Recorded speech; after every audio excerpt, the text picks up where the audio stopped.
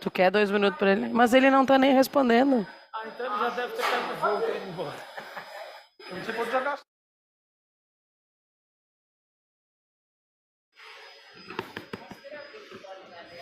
Oi, oi. E a minha apresentação vai rodar aqui. Então, bom dia a todos. Good morning, everyone. It's a pleasure to be here once again to talk about the different techniques and practices. So I have my colleagues here, Secretary Marco Antonio Lago, Secretary for the State of Environment from the state of Rondônia, and Glicério, who's president of the State Association for Water Resources from the state of Roraima.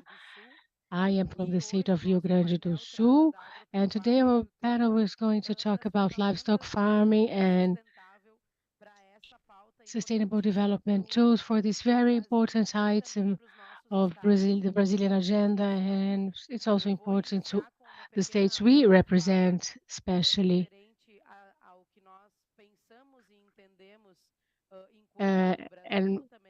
I'm going to start by talking about something that we see as important in the government of Rio Grande do Sul and why we focus so much on that in our actions and strategies for climate change. So for the state of Rio Grande do Sul, we have a whole section devoted to developing projects based on UN Sustainable Development Goals. And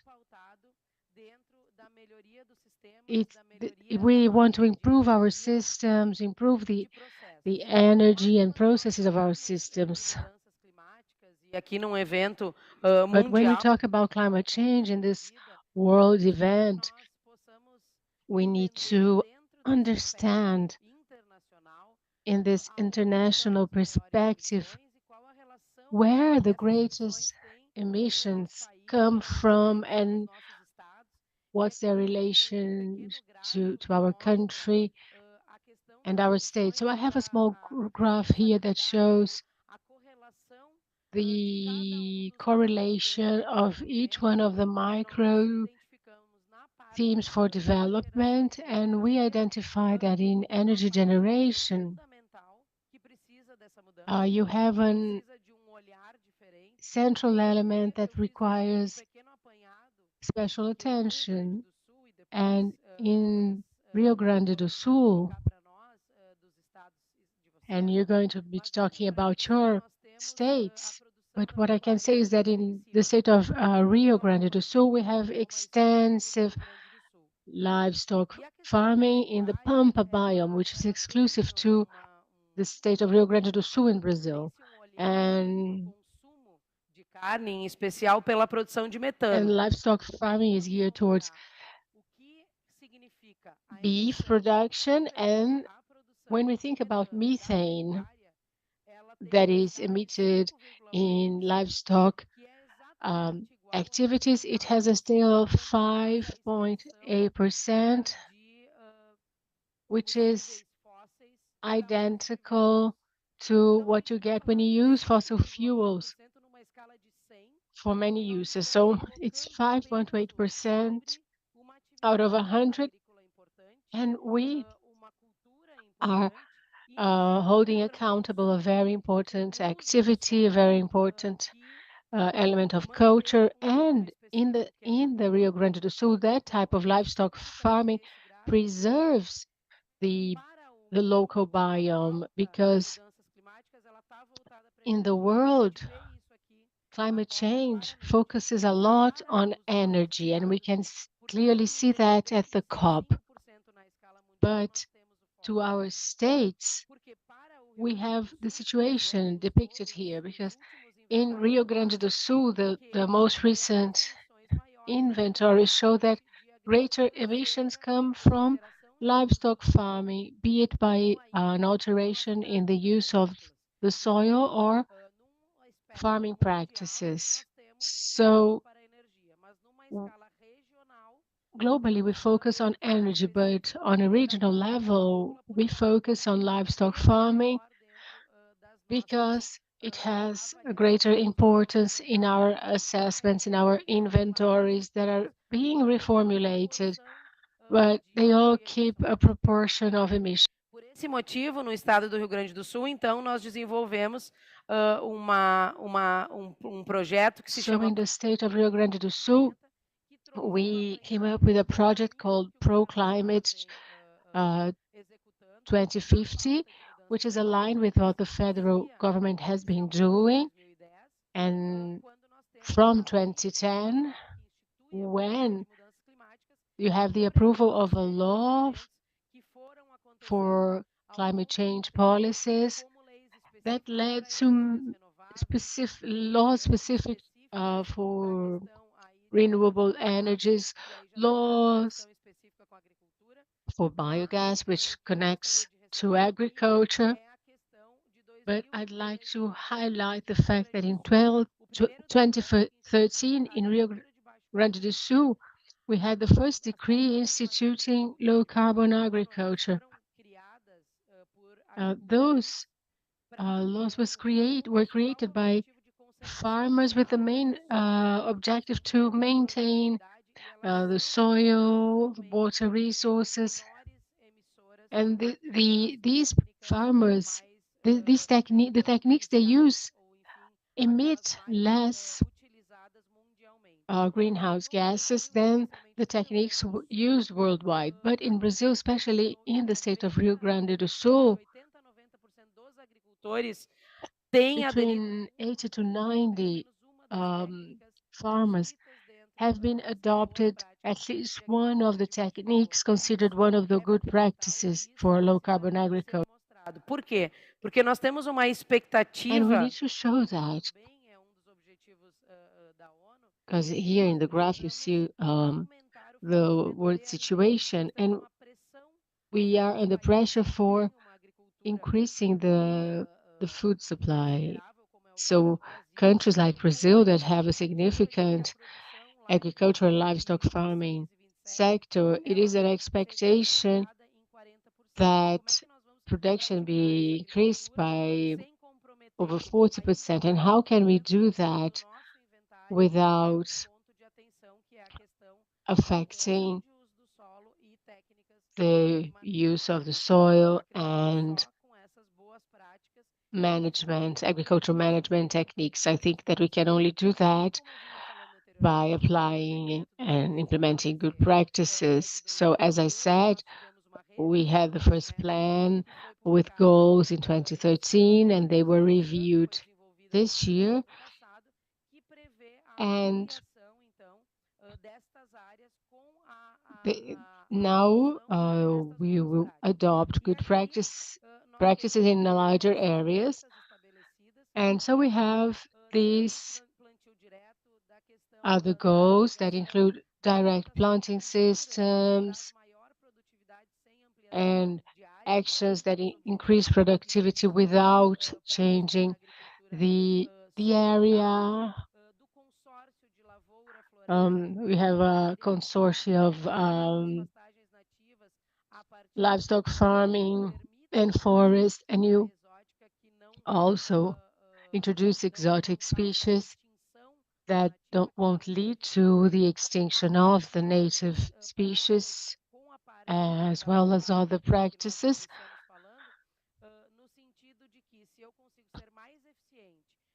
Because if I am able to increase my efficiency and I have a good number of animals in a certain area, I will obtain a reduction in emissions. And all of these practices for the new targets adopted in Rio Grande do Sul, they were quantified in reduction of emissions. And so we believe that new targets are so important that if applied in the next 30 years, they will be able to mitigate emissions of 5 bigger cities in the state of Rio Grande do Sul. And this is an important point.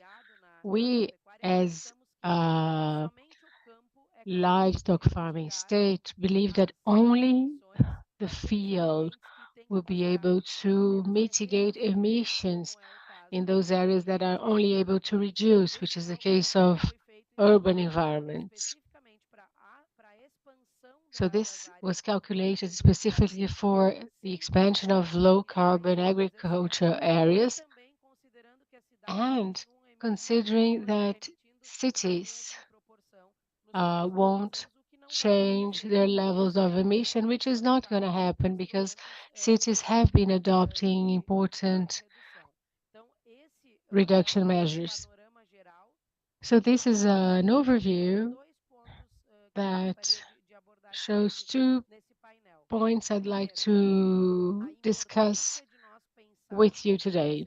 One, the importance of thinking about the need to supply food, and the second, equally important, the need to validate good practices.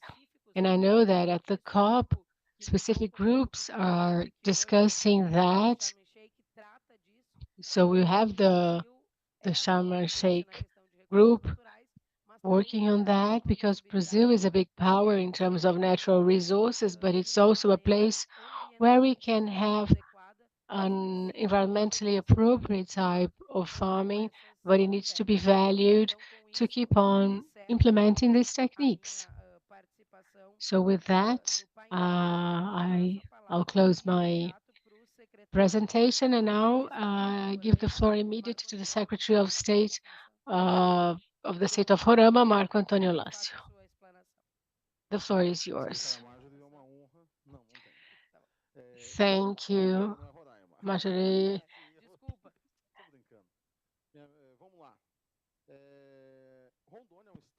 Rondônia is a state that between the 1960s and 1980s was under that government policy of integrating to prevent integration. So they created a highway and they gave people land for agriculture expansion that expanded from the state of Mato Grosso to the state of Rondônia.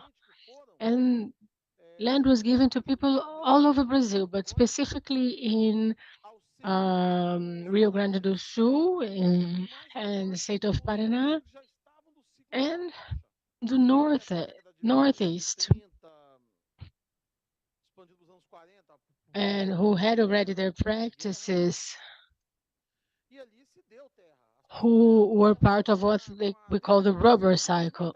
And they gave land to people and they were supposed to deforest. If they didn't, they would lose the land that had been given to them. And late, when with Eco 92 specifically, we start talking about ecology and there's talk of the idea that you cannot use the land in any way you want.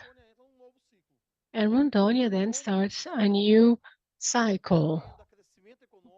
So the question is, how can we produce and generate income, improve our social indicators, and at the same time respect the environment?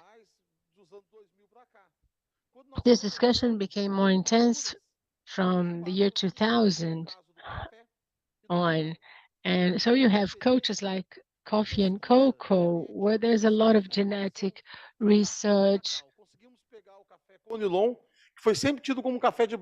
So you imagine a type of coffee that was always considered a low quality coffee, doesn't have much flavor and a high level of caffeine. So it was used in blends of extra strong qualities, but it has become a quality coffee, award-winning coffee that we call the Amazon Robusta, and also cocoa was improved. We now have a plant that has high quality and productivity. We are amongst the 3 first in the fine main categories. So it's also an award-winning product, and this shows that with technology and awareness, we can reach a good quality product. And cocoa can be grown in legal reserves. It's economically feasible.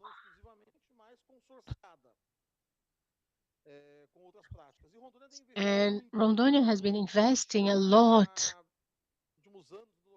in recent years in low carbon cultures.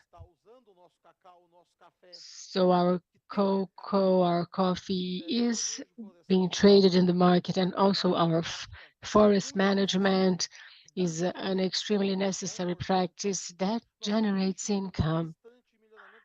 And we've been investing a lot in improving our pastures as well, to have more animals per area,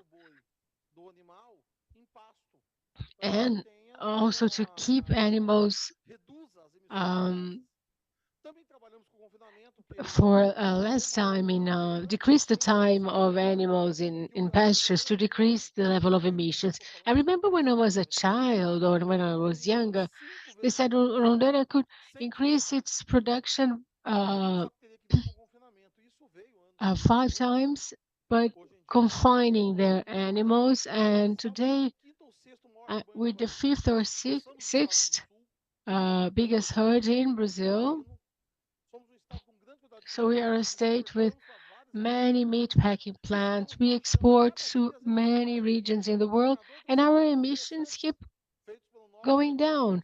There's interesting data prepared by our geosciences sector that shows that we reduce deforestation alerts by 70% in the last year, and 41%. We got 41% of reduction in effective deforestation, and we reduced burning of vegetation by 70%, which is a practice I hate particularly. And in some sectors, we had a significant increase in productivity. So we are showing the world that we can grow, cultivate, and produce much more without increasing deforestation.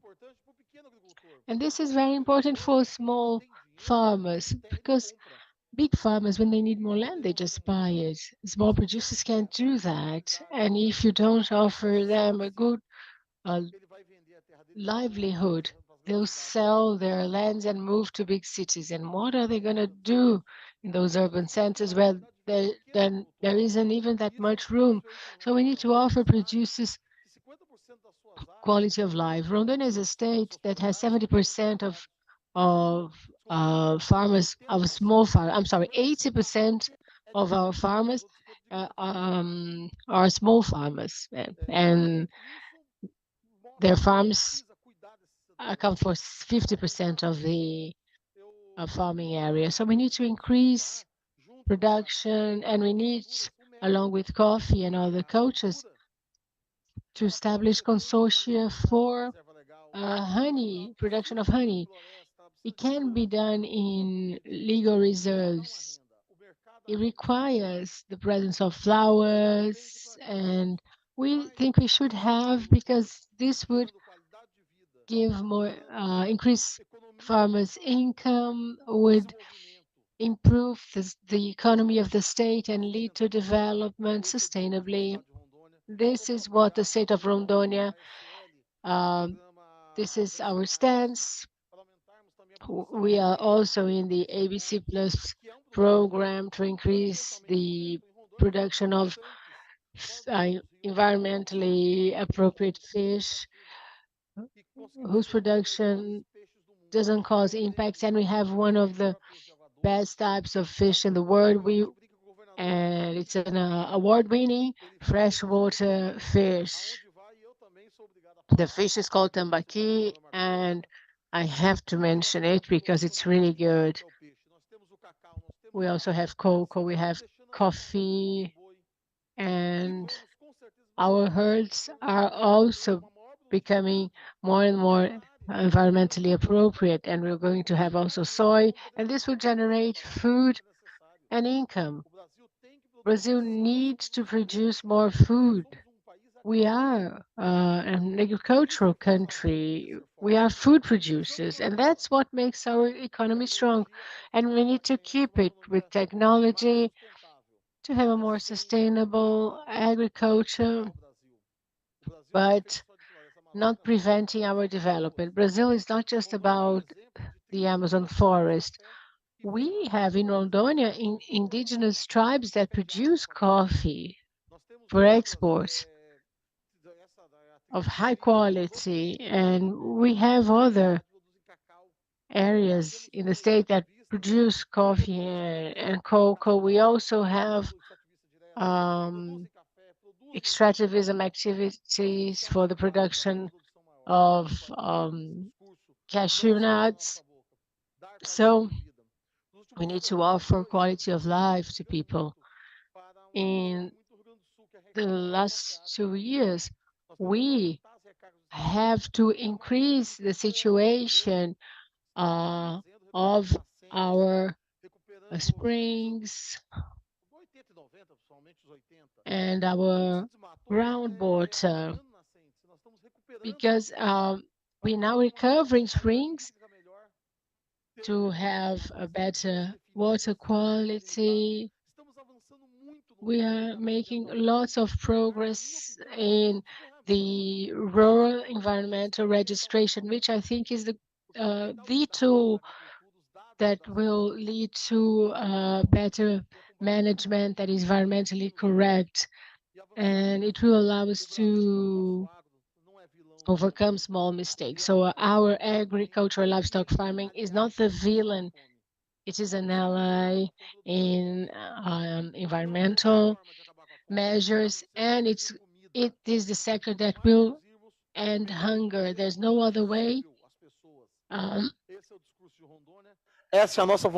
but producing food. And this is what we want to be the great food producer, increase even further our food production and the quality of life in the state. Thank you very much for your attention.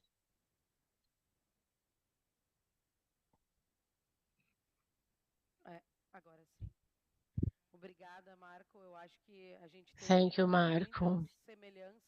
I think there are many similarities between what we said, because this is something we work on every day. And you brought up some interesting points.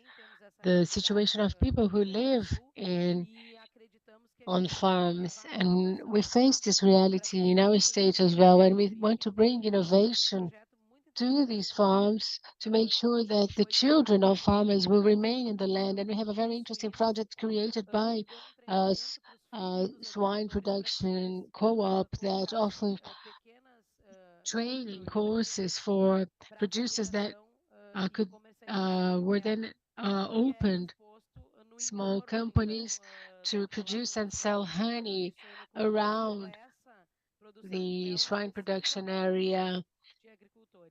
And the measure was geared specifically towards children of farmers. And the same for chicken. There are some co-ops in Rio Grande do Sul that offer this training in the production of chicken for children of farmers. So the idea is to make sure this labor remains in rural areas, because we need agriculture for human subsistence. I'd just like to mention that Maximira Costa, the Director of Geotechnologies of the state of Pará, is here with us. She just arrived. And you closed by saying that Brazilian agribusiness is not the villain. And we know, and I participated in a panel where Secretary Andrea from Goiás was participating, and she was talking about the cultural aspect, the first way that agriculture was practiced in Brazil, and of how it is also our task to educate these public, this audience, but and I remember that since last year, I've I've seen this type of discussion that indicates, in my opinion, the fact that this market is paying attention to environmental matters, and it also shows that now the COP is no longer just an environment event, it's a social event, and our presence here shows that. And we need to mention that one of the agendas of the Ministry for the Environment needs to be low carbon agriculture. Many states came up with their new goals, and that's not part of the Brazilian portfolio. And it's extremely important for Brazil's economy and also for reducing emissions, which will be the result of the adoption of these good practices. So now I'll give the floor to Glicério Pereira, who will be talking about his state. Good morning, everyone. I am sorry, his mic seems to be off. Oh, it's back on. So Brazil, is a great producer of foods, but it does it very responsibly. And I think a great role of the COP is breaking paradigms that everyone creates around the Amazon. I think that's the big challenge. And when I talk about the Amazon, Marjorie, I mean the whole country. But during this COP, Brazil and Brazilian states, and more specifically Amazon states, we need to come with disruption or ruptures, because everyone says, oh, the Dubai COP is the funding COP, it's the money COP. No, I think COP has had the same essence since Rio 92. Now we're on a different continent, in a different country. We have a different economy, and this needs to be understood. I'm talking about Roraima.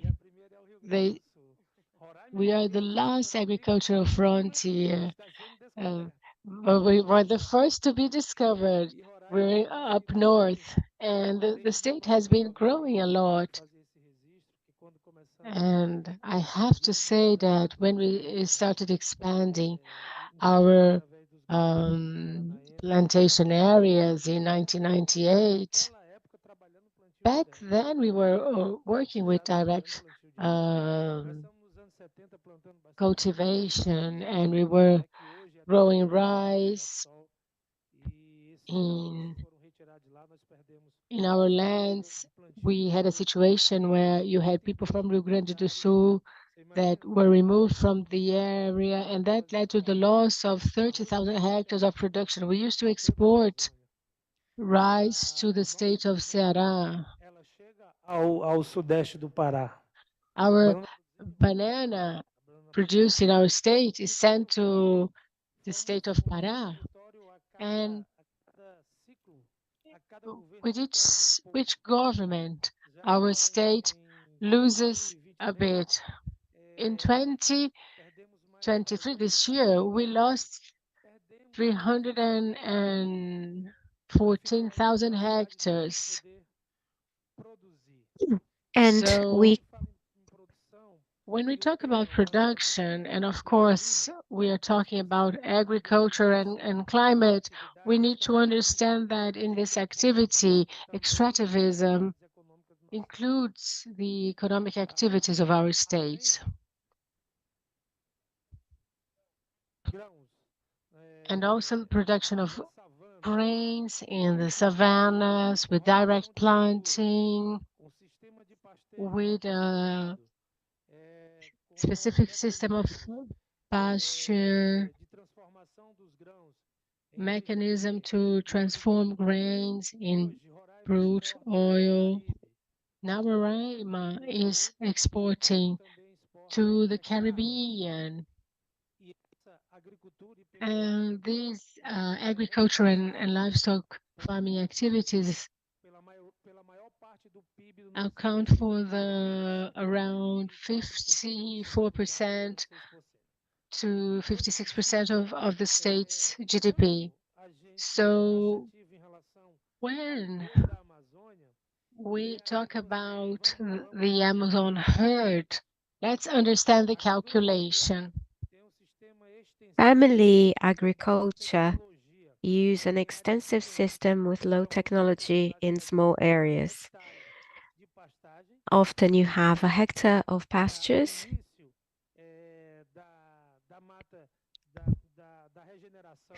with the beginning of regeneration, which we call juquiras, something that wasn't approached in the scope. The juquiras that are developed in these areas, and if it was pastures, it could keep 2.4 tons of carbon on the soil. In the system, they raise one animal per hectare, which launches 57 kilos of CO2 a year. And we cannot show this to the world.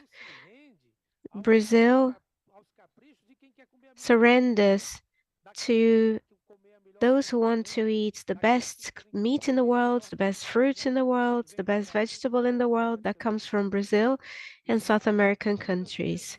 And we often don't break with this. And I'm not just talking like a secretary here.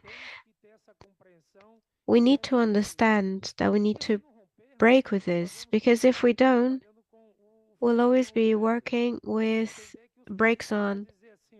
Countries can say, we are going to supplement the Brazilian laws and do whatever we want.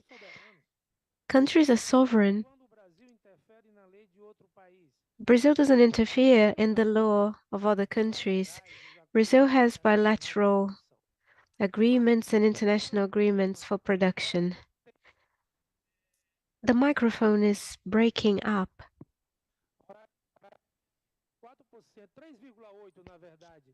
3.8 of its vegetation coverage used. So we have 96% of the territory still preserved. We could reach up to 27% of areas of use. Then you have to remove permanent preservation areas, legal reserves, marginal SPU areas, archaeological sites, swamps. So, according to our ecologic zoning study, we can only use 9% in the end. So 81% of the state of Roraima is preserved. And we have a population that is growing, a population that needs to consume. We have a state right next to us, and we export our tambaqui to the state of the Amazon. Roraima has the second best tambaqui. We have the largest producer of tambaqui in Roraima. He produces 3,500 hectares of tambaqui, and he is from the Amazon. He is an indigenous man from Roraima, and he produces 3,500 hectares a year.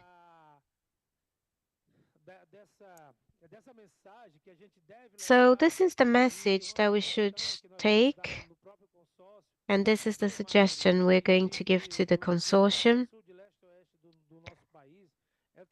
So we need to work on these calculations. When we go to panels in Brasilia,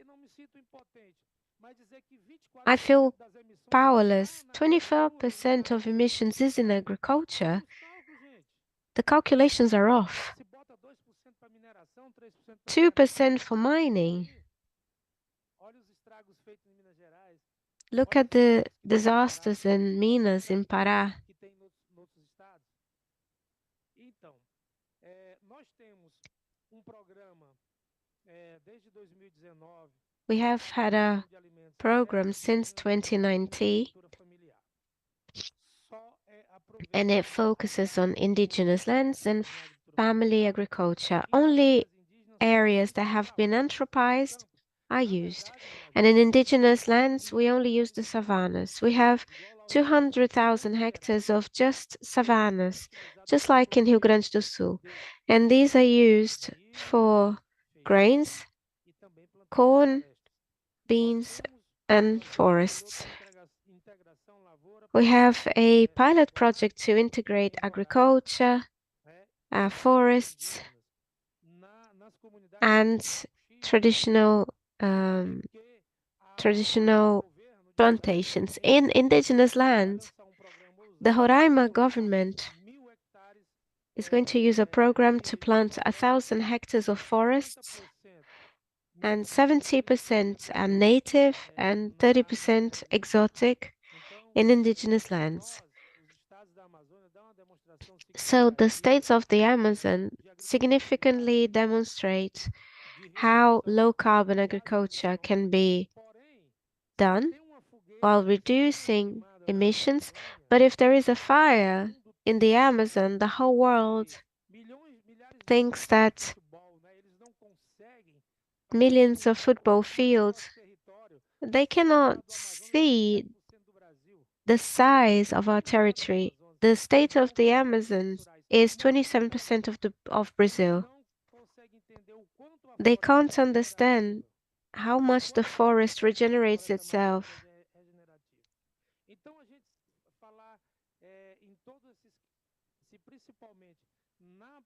So, when we talk about food production with low impact, indigenous people have been producing coffee in that region for more than 65 years, and they never used tractor to prepare the land. It's all direct planting in the municipality of Uramutã, extreme north of Roraima, with a frontier with Guyana. We've had indigenous people that produce cacao for more than 40 years. Para empresas que eles já têm contrato. The Yanomami sell cocoa to Europe. So there is a lot of romanticizing the Amazon. I know this panel is super important, talking about agricultural development, sustainable development, by using the state of Rondônia as a base that's, well, evolved since the 60s. And the Rondônia state has an essential role because it pools the production in the north and northeast. So these are my considerations. This is what I have to say about our state. We are Amapá, Amazonas, and Roraima, and we are complying with the decarbonization goals. However, Roraima never received R$1 for meeting its goals. Our PPCDQ talks about a reduction of 10% a year, and last year we got 24, and this year 11%. And then the soy and corn producers, sunflower producers, and now they're planting sesame seeds, and they feel worried because those who didn't license these areas can't export to Europe. But why being worried about this? There are other markets. So there is a lot of lack of understanding about sustainable agriculture in Brazil. We are lacking clear conversation and firm positions. And COP is one of the important environments so that we can mark this territory and tell the world that we have responsibility. Indeed, but will always be producers, and countries that always developed more, they will carry on developing. They will use their mineral resources, their natural resources more and more. And we are going to always be lagging behind in this development because the history process started a lot earlier than ours. These were my considerations. Glicério. Oi? Oi? Vamos ver se funcionou. Então, muito obrigada pelas suas palavras. Thank you for your words. Let's open some brackets here. For a long time, we talked about emissions, and Glicério brought an important point, which is the balance between what I emit and what I capture with the environment where the activity is taking place.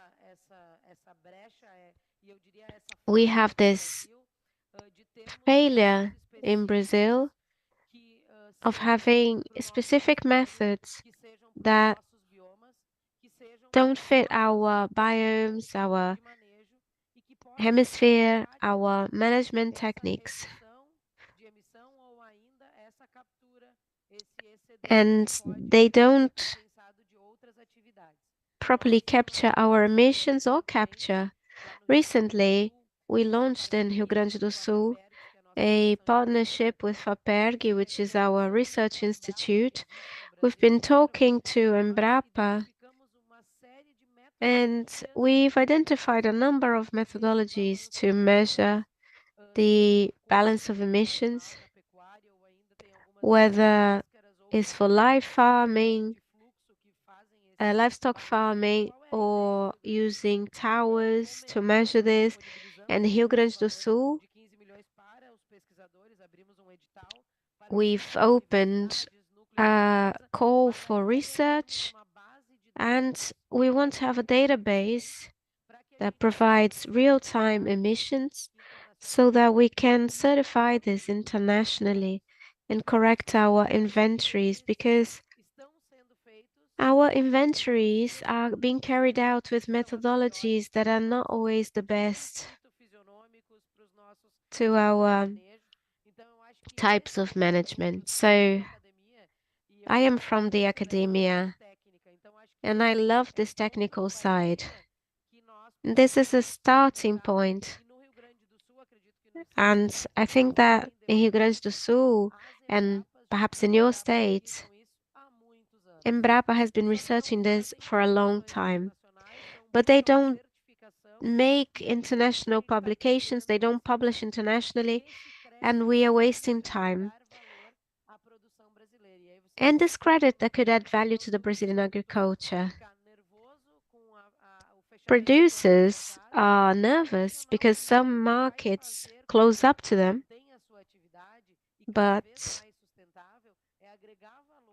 adding value is what's going to keep their activity running.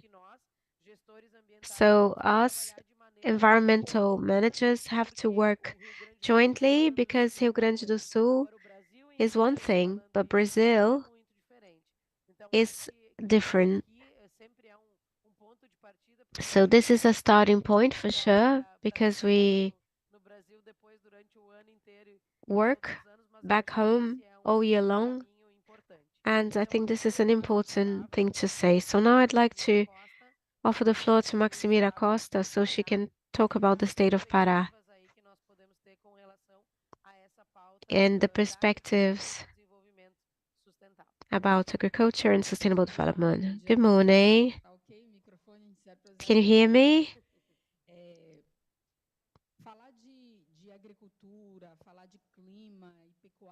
Talking about agriculture, climate, and livestock farming is talking about people. We are fulfilling goals in terms of reducing emissions,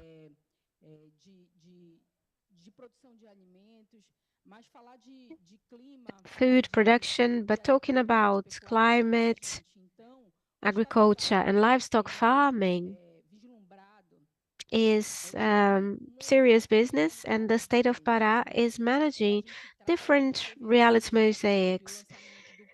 During this COP, we launched the plan to recover native vegetation that has a different perspective from the very design that included local communities, indigenous peoples, extractivists, so that we can increase recovered areas while still producing foods and involving several different publics, such as family agriculture. We've launched the livestock farming traceability program. We have a goal in that sense, and by the end of 2026, we hope that we'll have been able to map and trace our entire livestock herd. So how can we talk about sustainability if it doesn't add value? You talked about the technical side. How can we emphasize the technical management to other markets? How can a state that has such a diversity of people and activities comply with international market standards? And how can they feed their population? In the state of Pará, there are several tools and instruments in that sense. Since the implementation of the Forest Code, with the implementation of the Rural Environmental Registration, the CAR, so that we can map sustainable activity, identify liabilities, and bring regularity and qualification to producers. Producers who often had to go through a historic process. We've been invested in technology. We have a platform called Green Seal, and this platform brings transparency to the state regarding its livestock farming, and the technology, the academia, the data bring statistics so that our agriculture is qualified. When we talk about agro feeding systems, livestock farming, we have to work with everyone from the macro to the micro. We have, for example, JBS working with us. The state of Pará has municipalities where deforestation has been intense. They have plans to understand what's going on. We have often investors and others that can help us. If there is some regularization that needs to be done, the macro maps the micro and helps the micro regularize the situation. We've been mapping and incentivizing traditional peoples and communities. From the beginning of our plans, we have dealt with the peoples of the forest. We have evolved with the CAR in traditional communities. This has been emphasized amongst the quilombolas, who are collectors, extractivists, and look after the forest. So when we talk about climate, forest, and agriculture, it's talking about people. We have had partnerships established with institutions. Family agriculture is treated in a special manner. The governor of Pará is dealing with land licensing while dealing with environmental license. I need to identify liabilities. I need the registration to be validated. I cannot look at environmental licensing without looking at land licensing. The CAR favors micro producers so that they can receive investments for reforestation. For example, through the program Floresta Mais, we have the PSA, which is another plan called Sustainable Forests, scaling up the payment for environmental services. So the state of Pará has tried to comply with all these publics.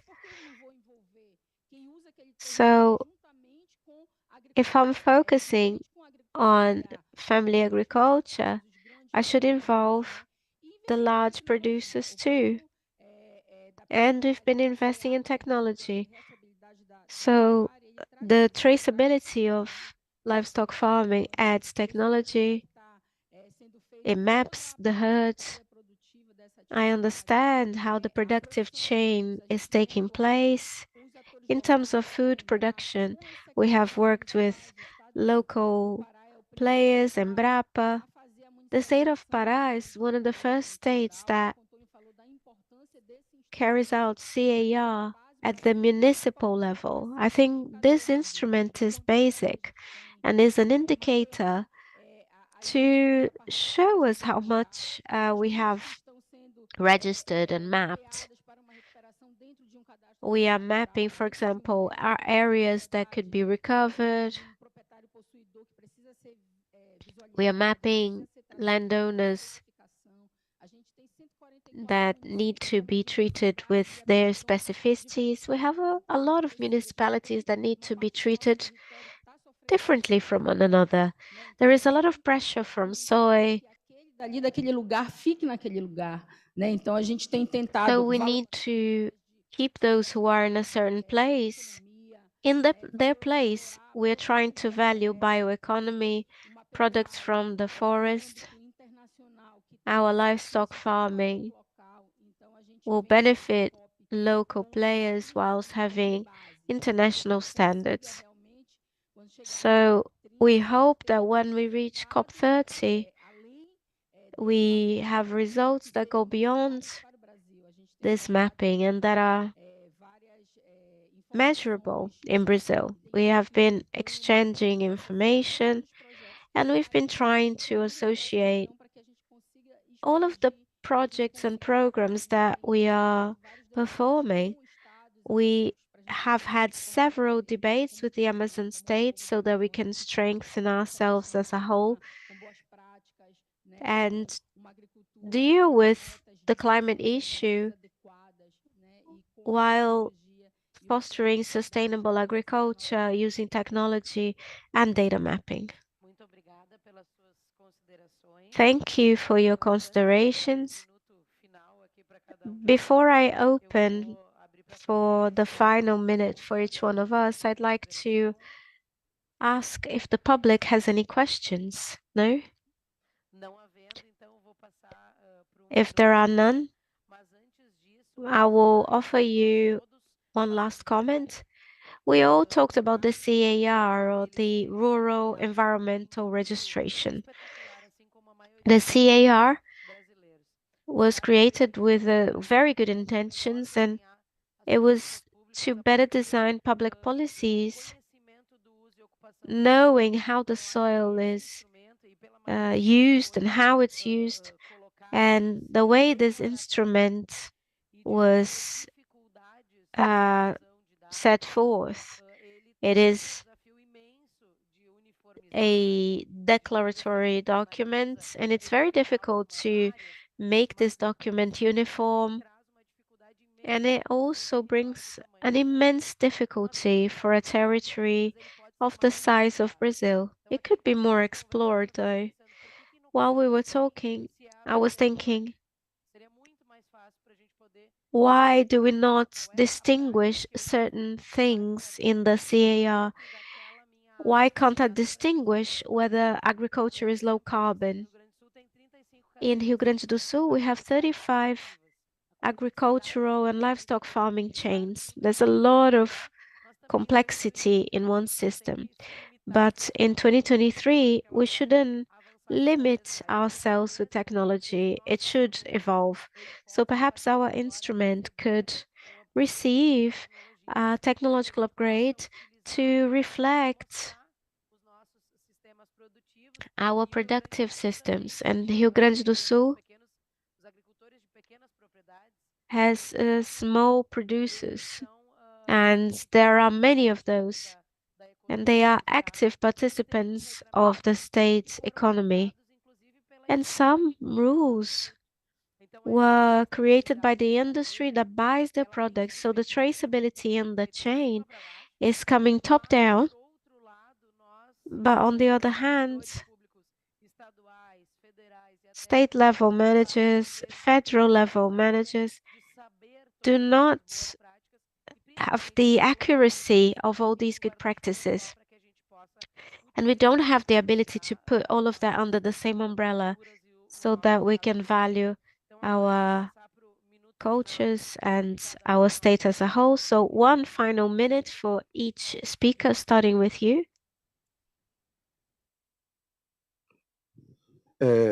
Bom, agradecer muito a atenção de todos. I'd like to thank you all for your attention. It was great to speak in this final stretch of the COP. We're all tired, but that was great. We're talking about our experiences here, our anguish and our perspectives, what we have for the future. And Rondônia is here to show what they've done, what they've accomplished. We've advanced a lot when it comes to low carbon agriculture. Without technology, we'll get nowhere. So invest in technology. Look for your research institution. Before I worked with environment, I was part of the research secretariat. And use your foundations. They are very important. The state of São Paulo managed to improve the orange chain, improving its quality, productivity, and ending plagues. And we can do that in several other chains. Rondônia only managed to get cocoa and coffee of quality with research that lasted 30 years. But that will only get there if we start. So let's work together. Let's show our results, how much we're not emitting, how much we are not cutting trees while increasing our production. Remember, there was no food in the last COP, and I said, there's no point having money if you don't have access to food. So we have to produce, provide food to the world, and allow our people to have quality of life. Thank you all and have an excellent final day. Well, I understand that several panels were important in the COP as a whole. This is a panel that should have been one of the first. Our governor is focused on agriculture, focused on development, and he could have been here to talk about our state. This COP has to be disruptive. Our speeches have to be disruptive from what is imposed to Brazil, and especially on the Amazon. We make a lot of efforts while in the position of secretary to respect Brazilian law. We have a forest code that is extremely modern, restrictive but modern, and the states try to comply with it. We need to be able to work with these calculations. We're not taking ownership over this. There are institutions that are developing this for years, and this is not available to the states yet. We have several platforms all over the world. Those who are outside of Brazil probably have more access to our data than ourselves, and this is what I'd like to leave. I wish everyone to have a good end of the COP. We still have some panels today and tomorrow, but it was great to be here with Marcos, Maximira, and all of you.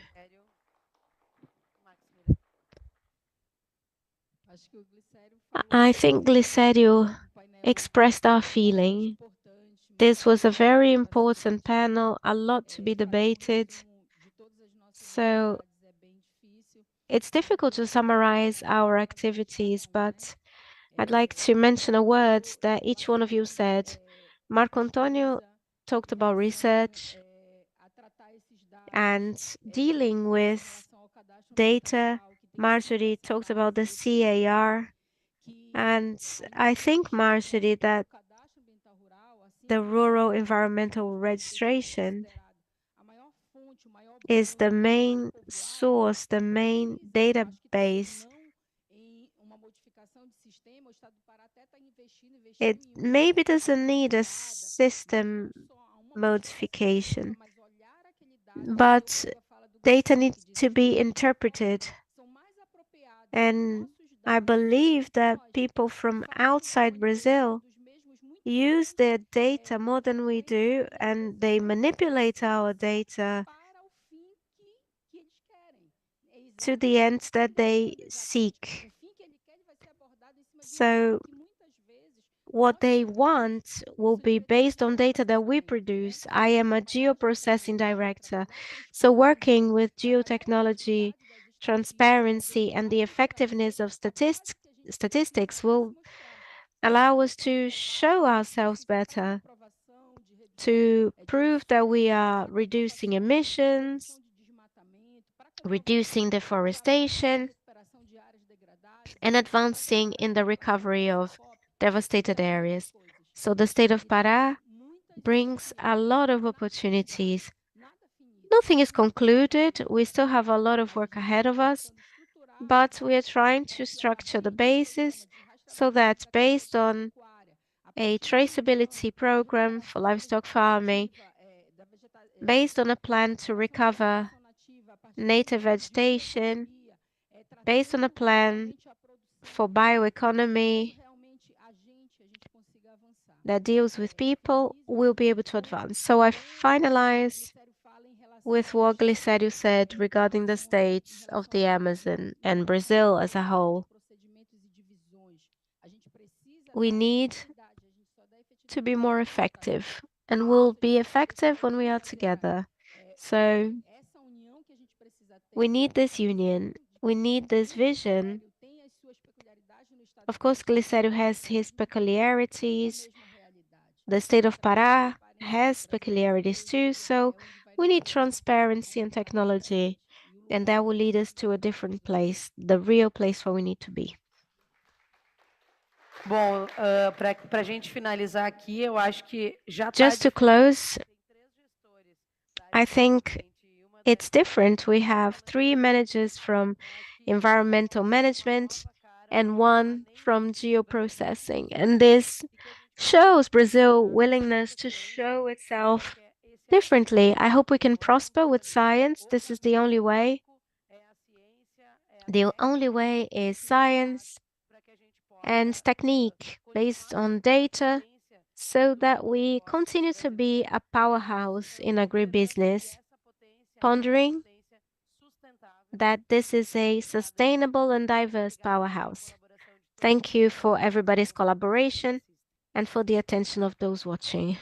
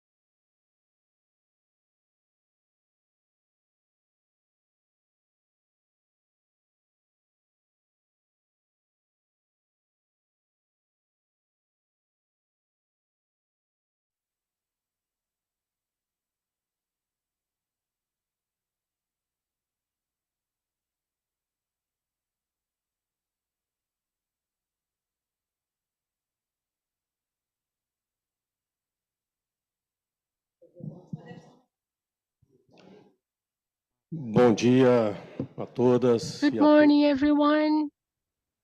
Bom dia, boa tarde, boa noite. Good morning, good afternoon Mais diversos locais do for mundo. you Hoje é o watching 11º us from all over the world. COP. This is the 11th day of this COP. Extremamente cansados. We're all extremely tired, Muito cansados. Tem sido very, very tired. It's been a acessibilidade, logistics channel, accessibility challenge, but novamente continua ativa the body may be tired, but the mind is still nós temos active de agora em diante. in overcoming the challenges that we will be facing when formulating the agenda for the COP30 and for Brazil's participation in G20 and what will happen after the COP30. Essa tem sido a COP, né, This falando, né, current COP discussão dos sistemas has been the one where we strangely are discussing food systems and agriculture. We are here in the middle of the desert, in the region that is the greatest oil producer in the world. And I think this is the 20th, 21st panel I participate in that has as a theme the food systems and food production, which is very interesting because then you remove the focus from that which represents 90% of the climate issue and brings the focus to small contributors to the problem. But it's not a problem. We'll keep on playing a central role. And we're going to talk about beyond forests, beyond the forest. What have we got beyond the forest? And I have a high-level team here with me. I have Ludmila Rates, who's a researcher about agricultural areas in Brazil, Caio Penido, livestock farmer, and who plays a leading role in many transformative actions in Brazilian livestock farming, and Paulo Pianez, sustainability officer for Marfrig, which has been transforming its production chain greatly. And the topic of our discussion has to do with the fact that we no longer have one single Amazon. Even science differentiates the many different Amazons, the urban Amazon, the completely degraded Amazon, the Amazon in process of degradation, completely covered by forest, partially covered by forest. So we cannot think about restructuring the Amazon without considering those differences, and we have to consider livestock farming. We need to include livestock farming and agriculture, but what type of livestock farming, agriculture, mining, industrialization, but what type of these activities are we talking about? So we're not canceling or banning anything, but we have to rediscuss those practices with strategic intelligence, maturity, and a geopolitical repositioning. And in a discussion on how we turn this asset in Amazonic asset into an asset, a Brazilian asset. We talk a lot about bioeconomy, the forest bioeconomy, however, needs to be produced. And for that, you need industry. And for that, you need electric energy, internet connection, qualified labor, and you need roads for the transportation of products, be it with river transportation, ports, airports, railways, because the consumer market is located far away from the production centers, and we need to make progress there. And I'd like to start by talking about challenges, and then we'll move on to opportunities. And Ludmila, you've been doing lots of studies about the impacts of climate change in many very important areas for Brazilian agricultural production. Please talk to us a bit about that. What's happening? What are the impacts? And then the mitigating measures that might revert the situation. Thank you very much and welcome. Thank you, Marcelo. Thank you, Paulo and Caio. It's a pleasure and an honor to be here today to talk about food systems in the Amazon. I think the reason why I'm here today is because before, when I was still in my city studying, I went with my father to the meetings of the Rural Producers Association, and I was worried about the curves of productivity. In my city was a milk producer, and I'm very familiar with those positive curves. So since the 1980s, we see this increase in production and productivity in the area. In 2008, David Lobel, who's a renowned researcher from the University of Oxford, published a paper where he said that genetic improvement and contribution to science for sensitivity of seeds and agricultural systems was reaching a limit.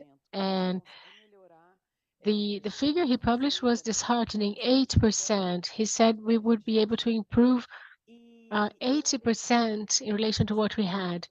And I found that very weird because it went against what I witnessed in reality and the curves I saw ever since I was a child. And when we study risk, you see that for risk, the highest the exposure and the sensitivity, the higher the risk. And David was focusing on sensitivity, but I focused on exposure.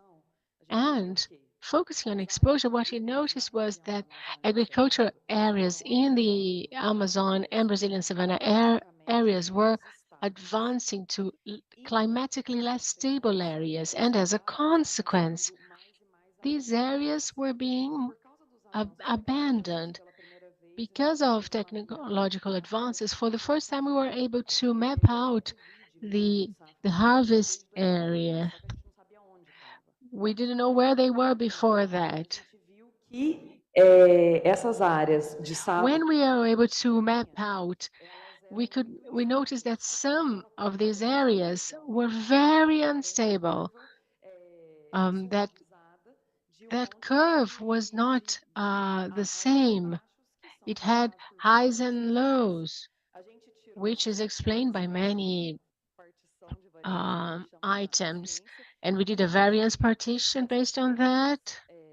And we saw that these drops in production had to do with increased drought and affected what we call the second crop. So we had a silent situation, but that was having a huge effect. So the irregularity of rainfalls and the drought, which has been was increasing in many regions. And what's good about science is that we can focus on variability. So at a second moment, we're focusing more on where agriculture is having the best results, because we have already identified where it's getting the worst results. And in drought-affected areas, you have areas being abandoned, decrease in productivity, especially in El Nino years, which is the case today, Marcelo. And the expectation for production this year is low. And in some areas of Mato Grosso, we have reports of people who harvest 30 bags of soy per hectare just because it's safer to harvest now than wait until the end of the season. So this is a big challenge we have ahead of us. And it's important to highlight for you who are listening that Ludmila is a researcher at the IPAM, the Research Institute for Research for Environmental Institute for Environmental Research of the Amazon, I'm sorry. And this includes many areas. We're talking about Brazilian research doing here in our region of the highest level. So now we're going to move from agriculture to livestock farming, Caio. When no one was even talking about carbon, you were already introducing that. You played a central role which means you had a lot of courage, which is something you've been doing in transforming Brazilian livestock farming. And now you're wearing a very important hat because you, as well as your private activities now, you are leading this institute. How can you illuminate Brazilian minds so they can follow on your footsteps? Wow, Marcelo, it's a lot of responsibility. I'm still trying to find out, along with Ludmila, Paulo, and yourself. We are trying to unlock all that. And I think in 2015, we had the Araguaia Carbon Project to neutralize the 2016 emissions. And many people said, oh, this is crazy. This talk of carbon market, environmental services, you're a dreamer. But I think we have to be optimistic in our action, maybe not in diagnosis. We shouldn't have lots of expectation that things will work out, but we need to believe that we can have a better world where we can produce and preserve, and where big producers can be aligned with small producers, family agriculture, indigenous peoples, meat packing plants, and governments, and at all levels. And Brazil has a great agenda. We need to stop our internal discussions, and the United Emirates are a good example. They used to fight among themselves all their time, and once they said, let's stop this fight, let's create a common agenda with strategic planning. And that's what I believe in. I think it is possible, and I think it is very possible, and you have to work on that. If we aim at the stars, we'll hit the moon. And I think you have some discourses that are divisive discourses, and we're facing a big challenge. And we have NGOs that set very good examples that work with the production sector, and they have technical staff working to improve situation in the field.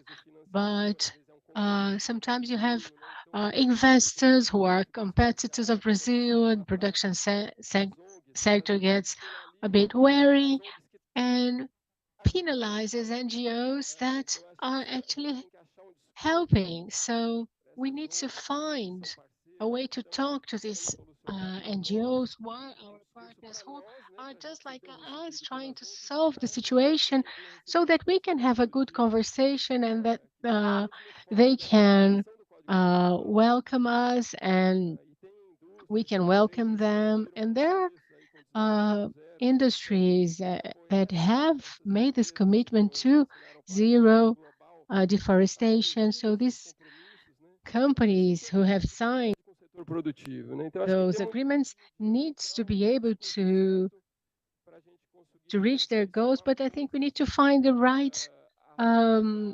discourse to gather our strengths. And now in the traceability is very important, and the protocol for exports for China is doing that. So we need direct traceability on all links of the chain. So before it was on the level of the farms, then the Araguaia Institute, then with the IMAC that is helping with this public and private policies, because it involves players from the government, from the industry. And now we realize that we need to find a solution for indirect suppliers, for a traceability solution for those suppliers. And then we realize by doing that how difficult it is to implement that with small farmers. Imagine if you consider that even big farms face difficulties, let alone small farmers. So we aligned with the environmental secretary and understand the regional registration issue. And so we need to make sure that small producers have access to credit, have technical assistance, and are able to use the credit they get well. And so this is a big challenge in not excluding small farmers. Paulo knows very well about this. So we need to advance these developments to all the chain, all links, and this will not only add value to our commodity of meat, but also environmental services, carbon credits, and it's a win-win path. And it's not by punishment that we're going to get there. It's by encouraging producers to embrace the right agenda. If we punish or boycott, which is sometimes the stance taken by Europe, who are our competitors in the meat market. So there's a conflict of interest there. If you do that, you end up with a polarized discourse, and Brazil is talking about boycotting the automotive industry in Europe. So in Europe, they have lots of protectionist policies to protect small producers, and we need to do the same in Brazil to make sure that small producers are inserted in the chains and that are operating legally. Otherwise, they'll be excluded from the formal chain, won't be able to sell to big meat packing plants such as Marfrig, for example. So we're going to have a horrible side effect. So I think these are the agendas that we want to try and move forward by creating incentives without polarization. That's the way to go. Hello, thank you, Caio. I'm going to increase the complexity of our discussion now. You represent a huge player in the industry. In how many countries are you present today? We export to more than 100 countries. Well, Caio mentioned a problem, which is an evolution process we need to go through. We have a forest code that has rules regarding deforestation. But on the other hand, we have a market that has a different concept. So you find yourself between the pressure of your buying market and the forest code. And when we say beyond the forest, we are also talking about something that happens after the level of the relations between the market and producers. But what comes after traceability? If traceability is well implemented, as it has been in Uruguay and other countries, what's the next stage? Value in production. So will the kilo of Brazilian meat be worth the same, have the same price as meat from Uruguay and the US? And how we can bring together what the market wants and what's allowed by Brazilian legislation.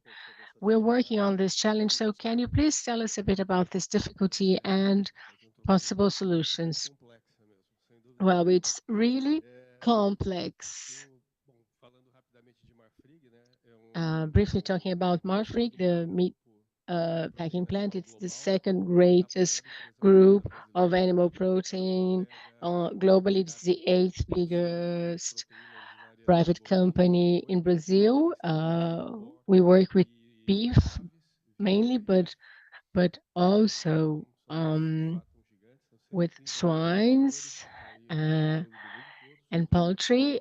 So we are a public company, and we face huge pressure of the financial sector, of investors, because we are a public company, on the part of customers, of course, and we are mainly exporters. 70% of what we produce, not only in Brazil, but in every country where we're present, where we have operations all over the Americas, in Asia. we have a very important factory and modern factory in Abu Dhabi. So we're talking about Brazilian products that are produced all over the world before they reach consumers. But I'd just like to go back a bit to say that when we talk about food systems and agriculture, and more specifically the Amazon, as you said, there are many Amazons. And when we talk about that, especially in Europe or even North America, and talk about the Amazon, it's seen as a single block. But we forget to mention that you have 27 million people living in the Amazon. People forget to say that actually in each part of the Amazon, you have different realities and they demand different solutions, both from the point of view of how production is developed and solutions needed. So if I talk about livestock farming in the south of Pará, north of Mato Grosso, or state of Rondônia, the realities there are very different, both from the point of view of production methods and of social situations. They're completely different. So when we establish this connection between what investors expect, they say, oh, I want zero deforestation product without any type of social problem. So this they want a product that is fair. It's fair enough that they want that, but how can we do that without having this commitment, determining that the livelihood of these populations will be ensured? This includes native peoples, the cities that were created, the infrastructure needed for that.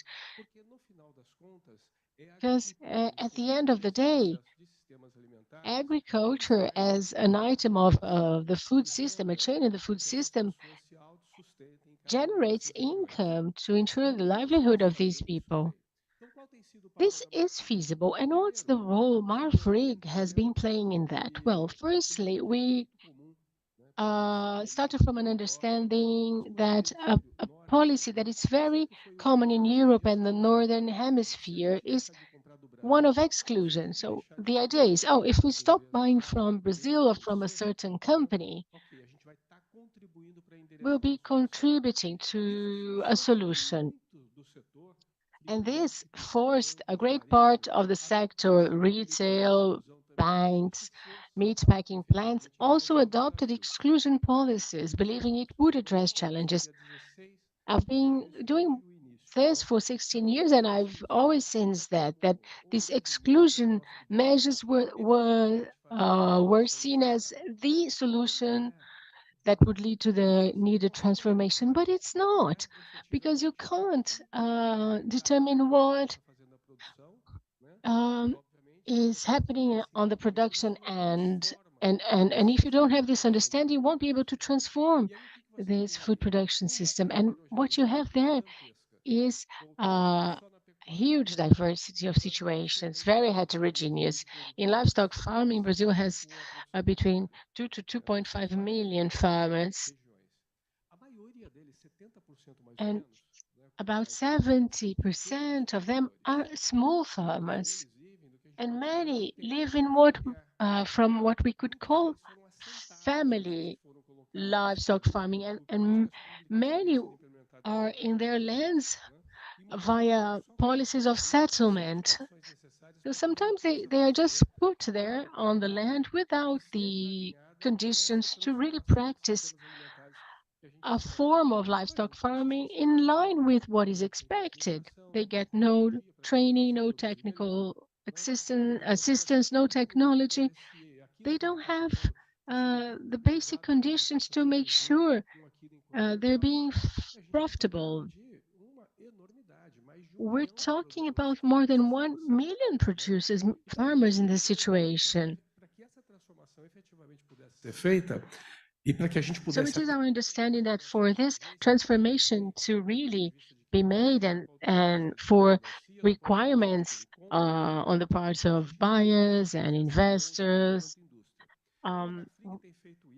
could be met, we need to bridge this gap. So, and that's what Mafrig has been doing. We're getting closer and closer to these producers to make sure that instead of an exclusion policy, we could understand the needs of these small farmers, help them address them, take the technology to their farms and keep them in the production chain, because this is a way to bring about transformation in food systems, because you can have a highly productive, low carbon livestock farming with areas where you can double your productivity in areas that was destined to pastures. For example, you can not only transform, but you can restore, so you can help with reforestation and restoring the lost biodiversity and align those producers to the chain. So in the world, we have around 700 million people in abject poverty, in a state of hunger, but you have about 2 billion people in a state of food insecurity. So if we don't do that effectively and understand that the solution for the Amazon is not no longer having agriculture or livestock farming, and there you have a solution. This is nonsense. It's very naive and childish. The only people who defend that are those who are not familiar with the reality of production and with the need to transform food systems not only to feed people who are in food insecurity situations now, but also to feed the 10 billion people we're going to have in the future. If we aren't able to do that, when we are 10 billion, will have multiplied the number of people with no access to food. So, answer your question now. What we believe is that we can form a bridge between understanding the needs on the production end, and I say this as a representative of the industry and all the links of the value chain in livestock farming need to have this understanding so that you can have this transformation at the first link of the chain so that we can import to Europe, the US, and any other country products that are produced with conservation, and this can effectively lead to the transformation of food production systems. Thank you, Paulo. Caio, Now I'll give the floor to Carlo. aí o mundo, né? E a gente chega nos Estados Unidos, na Carlo, I Europa, travel a lot, and when we go to the United States or Europe, we see grass-fed beef on products, and that's considered the highest level product. I have friends who have like a gourmet beef, and what makes their product appealing is grass-fed beef, which is something we've been doing in Brazil forever. People talk a lot about methane, but they don't talk about the balance of this process, the balance between pastures, legal reserves, etc. You started establishing this connection. Fala pouco desse balanço entre Could you please talk a bit about this balance between emissions and removal and the advantage of our grass-fed cattle? Well, Marcelo, this is an essential topic. We already have a sustainable model. O nicho é 0,5, né? We already have 0.5% of the production sector is grass-fed beef, and in these countries they create a lot of marketing around that. It's a niche product. In Brazil, where more than 40% of our herd is grown like this, we can't add value to that. It's actually the opposite. We tend to migrate to confinement. In Mato Grosso, there's a strong movement of farmers that are using intensive livestock farming, and what they say is that confinement was created in temperate climates. In Brazil, it faces two problems, flooding because of intense rainfall or a lot of sunlight, and the cattle suffers with heat, so they undergo heat stress. So you have this situation where you use pastures in Brazil, and we find it hard, Marcelo, to do that, because when we started having the dialogue, the production sector was very different from COPs and this dialogue. So the indicators, even in the climate panels, were directed to benefit countries like the US and European countries, Australia, who have a different climate. They decided to use only emission indicators. So they assessed livestock farming based on emissions, but didn't take in our great tropical advantages, competitive advantages into consideration, because we are able to fixate carbon on the soil, in the soil. So we don't talk about emissions. When you have only confinement, you have no forest, you don't have pasture, you don't have carbon fixated in the soil. You don't talk about balance, just emission. We talk about balance. How much was emitted, how much was mitigated, and what's the balance? What's left? Have you fixated more carbon than you emitted, or emitted more than you fixated? So our model is more sustainable. I talk to China a lot. We have a partnership with GI, a Chinese NGO, and they wanted net deforestation and net carbon. I said, well, not net zero carbon, but neutral carbon. But then I said, we can't produce large-scale meat to provide everything you want in China. What we can provide in a large scale, which competitors can't, is a meat that follows the Brazilian forest conduct with zero illegal deforestation and a low carbon meat. So we had several virtual conversations during the pandemic, and they started noticing. I asked, do the United States conserve the nature and the biodiversity? Do they have more than 60% of their national territory dedicated to conservation and what with biodiversity?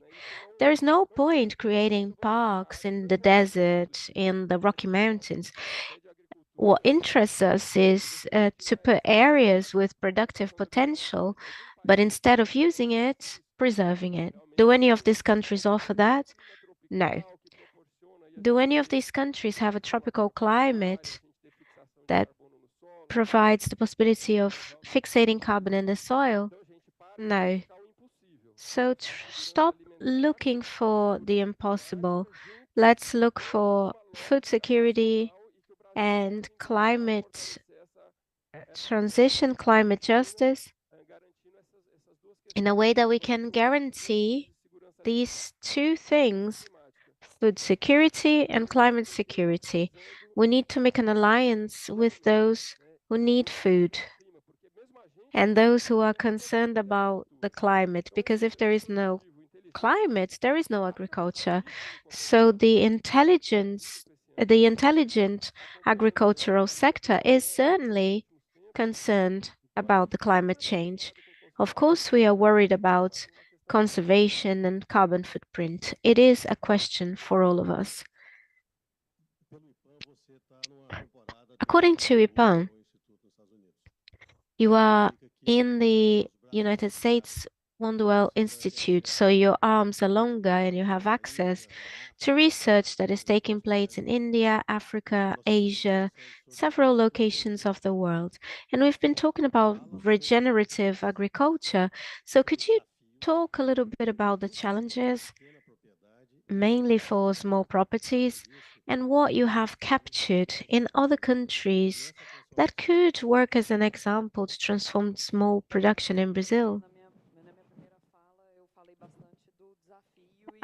I talked a lot about the challenge, but not the solution.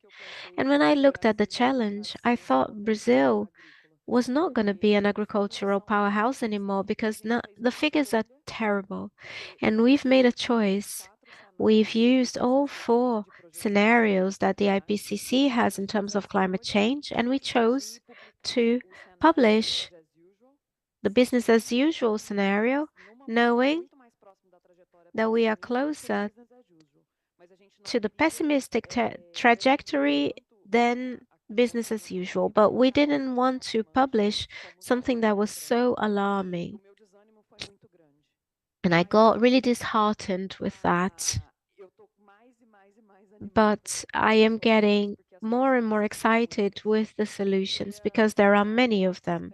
I just wanted to talk about 4 aspects. Nature-based solutions and everything locally produced. I'm not going to say that tropical forests are responsible for diminishing the global temperature by 1 degree. This has nothing to do with what happens on the ground. To producers, that means that if the forest is preserved, you can use the forest and multiply whatever you extract from the forest and release that to the pasture. You're taking nitrogen, phosphorus, potassium, microorganisms to deal with that, and you're fertilizing the soil naturally. And regenerative agriculture is about what you can produce in your soil, a healthy soil. And the agricultural production is a consequence of that. But there is no point doing that if you can't protect the surroundings against extreme weather events. So areas with less forest structure, which we call which we call the surrounding area for the protection of the nature, the formation of clouds. In the Alto Xingu Basin, the Xingu reduces the temperature in the surrounding area by 5 degrees Celsius. You thought about Amazon being many and the effect of indigenous lands around the Amazon is reducing temperature by 2 degrees Celsius. So that area in the Alto Xingu is one of the most unstable regions from the climate point of view and one of the most intensive ones in terms of agriculture. So the forest is very important. We know that when you look back, the forest, when it's standing, is much more important to regulate climate in the years where the El Niño is on than in other years. So the forest is the solution for us, such as the example I gave as the stuff that can be taken away from the forest and used to fertilize the pastures. And the second aspect is people. If we cannot provide technical assistance, promote access to credit, and help developing business plans, nothing will go ahead. The scientific evidence shows that small producers from the Amazon region who produce livestock, if they have a property of about 100 hectares, they are not sustainable unless they have a diversity of business. So, for example, what do you want to do apart from raising cattle? Do you want to plant for SAF? Do you want to raise chickens? So we need to look at the logistic challenges related to that. The lessons learned in the Democratic Republic of Congo and in Asia are very different. In Asia, if you go to a small community and you provide a technical assistance and a business model assistance with women and you invest $1, the return is $55. Na capacitação dela, If you qualify women and you invest $1, you have a return of $55. This is what we see in India. The challenge in Congo is huge because you need a base science. The Brazil is taking that now. In 2024, they will launch the first map biomes collection for the Democratic Republic of Congo. Nowadays, if there is a fire, you don't know where the fire came from. No one knows. The forests in Congo have a deforestation of 25%, and in the southeast of Asia, 40%. Amazon is at 20%. So the deforestation standards are different, but Brazil is leading. The transfer of science and what we can do to improve, and the listening process is essential for that.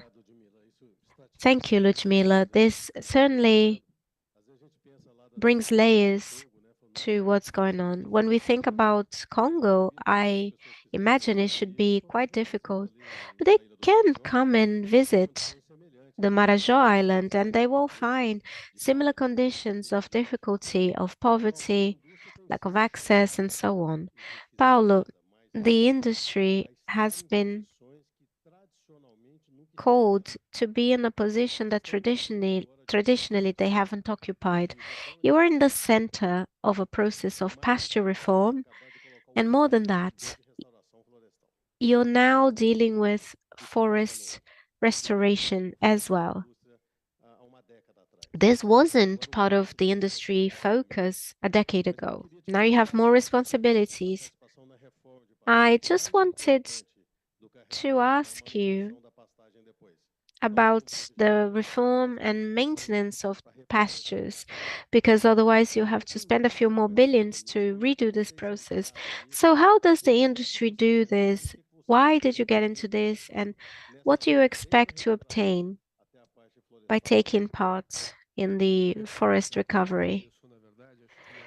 Well, when we started, the main demand we had as industry was to make sure that our supply chain didn't come from problematic areas or with environmental liabilities. So there was an effort to implement systems that identify the origin of that raw material. And as we dived deeper and understood the reality, we started to see that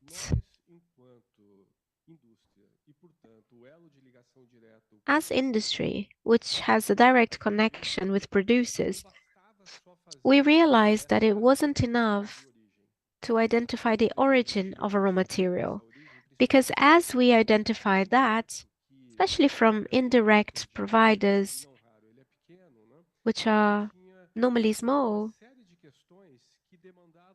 they had a lot of issues that demanded a solution that the industry or the sector only could provide, or we could provide the structures for a solution.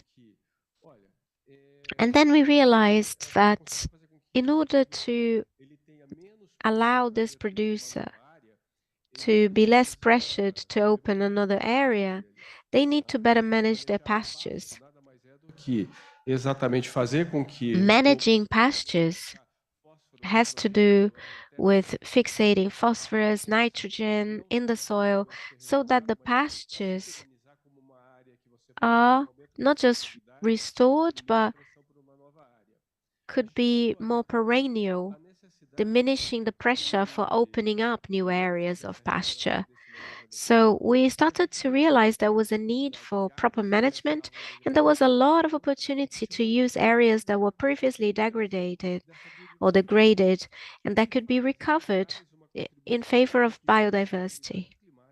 And that brings climate stability, which is essential for the maintenance of our business. That is, we depend on the climate as much as producers. So if all of this collapses, our industry does too. So we saw an opportunity to do this. And Almost 3 years ago, we realized that an ecological restoration was something that we had to get into from different perspectives, of course. We had to take this to producers to help them maintain the climate, and at the other end, as a means to value and providing another alternative for producers to make money. And I'm not just talking about carbon capture here, but other systems that can be implemented and integrate livestock farming to other means to make profit. And ecological restoration is an important mechanism in our strategy. Us and another 5 companies and some large banks like Cabo Bank, Itaú, Santander, Suzano, and Vale, we founded a company called Biomes or Biomas, and they are going to focus on ecological restorations. We've recently launched a partnership with Regreen, which is a company that works with ecological restorations. And our intention is that in our production chain, we can have restoration aspects, but at the same time bring profits, because you need to allow these producers to make money, and that is distributed in the entire chain. An important aspect in this value chain is the fact that you need money to do any of this. To carry out the transformation that we need for the commodities transformation process, and now focusing on livestock farming, it is extremely important that the financial sector gets out of the box and create financial mechanisms that don't normally reach producers at the end to finance this transformation. We all know what the solution is. We need to manage pastures adequately. We need to diminish the pressure for opening up new pasture areas. We can recover areas that are already open. We can restore them. We can provide more technical assistance to producers. You can improve the genetic quality of the cattle so that the cattle takes less time to grow, which means less emissions. We can do a lot. Multiply that by 2 million, the need per hectare that the transformation needs to be carried out on, which costs about $1,500 to $4,000, and imagine the financial challenge that this represents. So if the banks don't design financial instruments that are adequate to this reality and don't create a formal credit concession program, it will be really difficult to carry out this transformation. The banks are a bit late in this agenda. We have been talking, and we understand that as a sector, we need to bring banks to the table. If the banks don't rethink their risk assessment systems, if they don't rethink what could be used as a collateral, you won't value a standing forest to providing credit. If you don't consider that producers need more adequate taxes so they can pay for them, if from the public policy side, the public sector doesn't design policies providing scale incentives, the sector as a whole will not take a step further. We took this step as companies, but we need to think about this in the large scale. And then this arrangement among the several entities in this value chain will move, and there is a lot to be done in that sense. Thank you. Go ahead. I want to disagree from Paulo and disagree from Caio. Not from Marcelo. No. Not for now. You said that we know what the solution is, and I don't think we know what the solution is. Due to something Caio said, we don't have to look at emissions, but balance. But what balance? And we have to stop looking at Brazil as preserving 60% as a disadvantage. We have a forest code, other countries don't. That's an advantage. We have the CAR, the Rural Environmental Registration. And that, with a forest code and the preservation, we can consider a balance not in productive areas, but we can include what's in the forest code in this balance. What you capture in terms of carbon in the APPs and in the productive areas, that needs to be taken into consideration. And to convince at the FAO of this, we need science, we need beyond carbon, we need to consider water balance, energy balance, and biodiversity protection. And of course, climate regulation. You talked about biomes, and we've just launched a new project called Global Assessments from Local Observations, and the acronym is GALO. And the project aims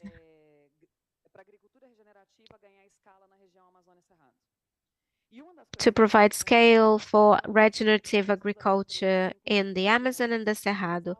We've been then tracking commitments that company makes, that any company makes, such as biomas, because we saw a lot of restoration plans being launched in the COP, but they sometimes don't take into account some local advantages. Biomas is going to restore an area of X hectares. We are mapping to understand the climate contribution and the biodiversity contribution.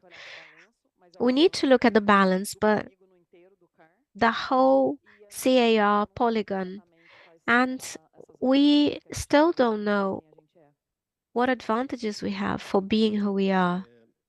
Ludmila,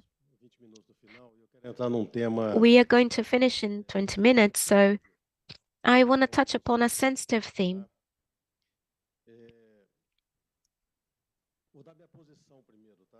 Let me start with my position. In the company I used to direct 23 years ago, I made a public commitment regarding the deforestation in Cerrado. So we are 23 years ahead of the people who are discussing this now. Tomorrow, a number of environmental NGOs will launch a manifesto in favor of the European anti-deforestation law. I haven't seen the manifesto, so I cannot comment on that. But what I'm going to say is based on several meetings that I've had with people from Europe. I like the European law to a certain extent. I love it and I hate it.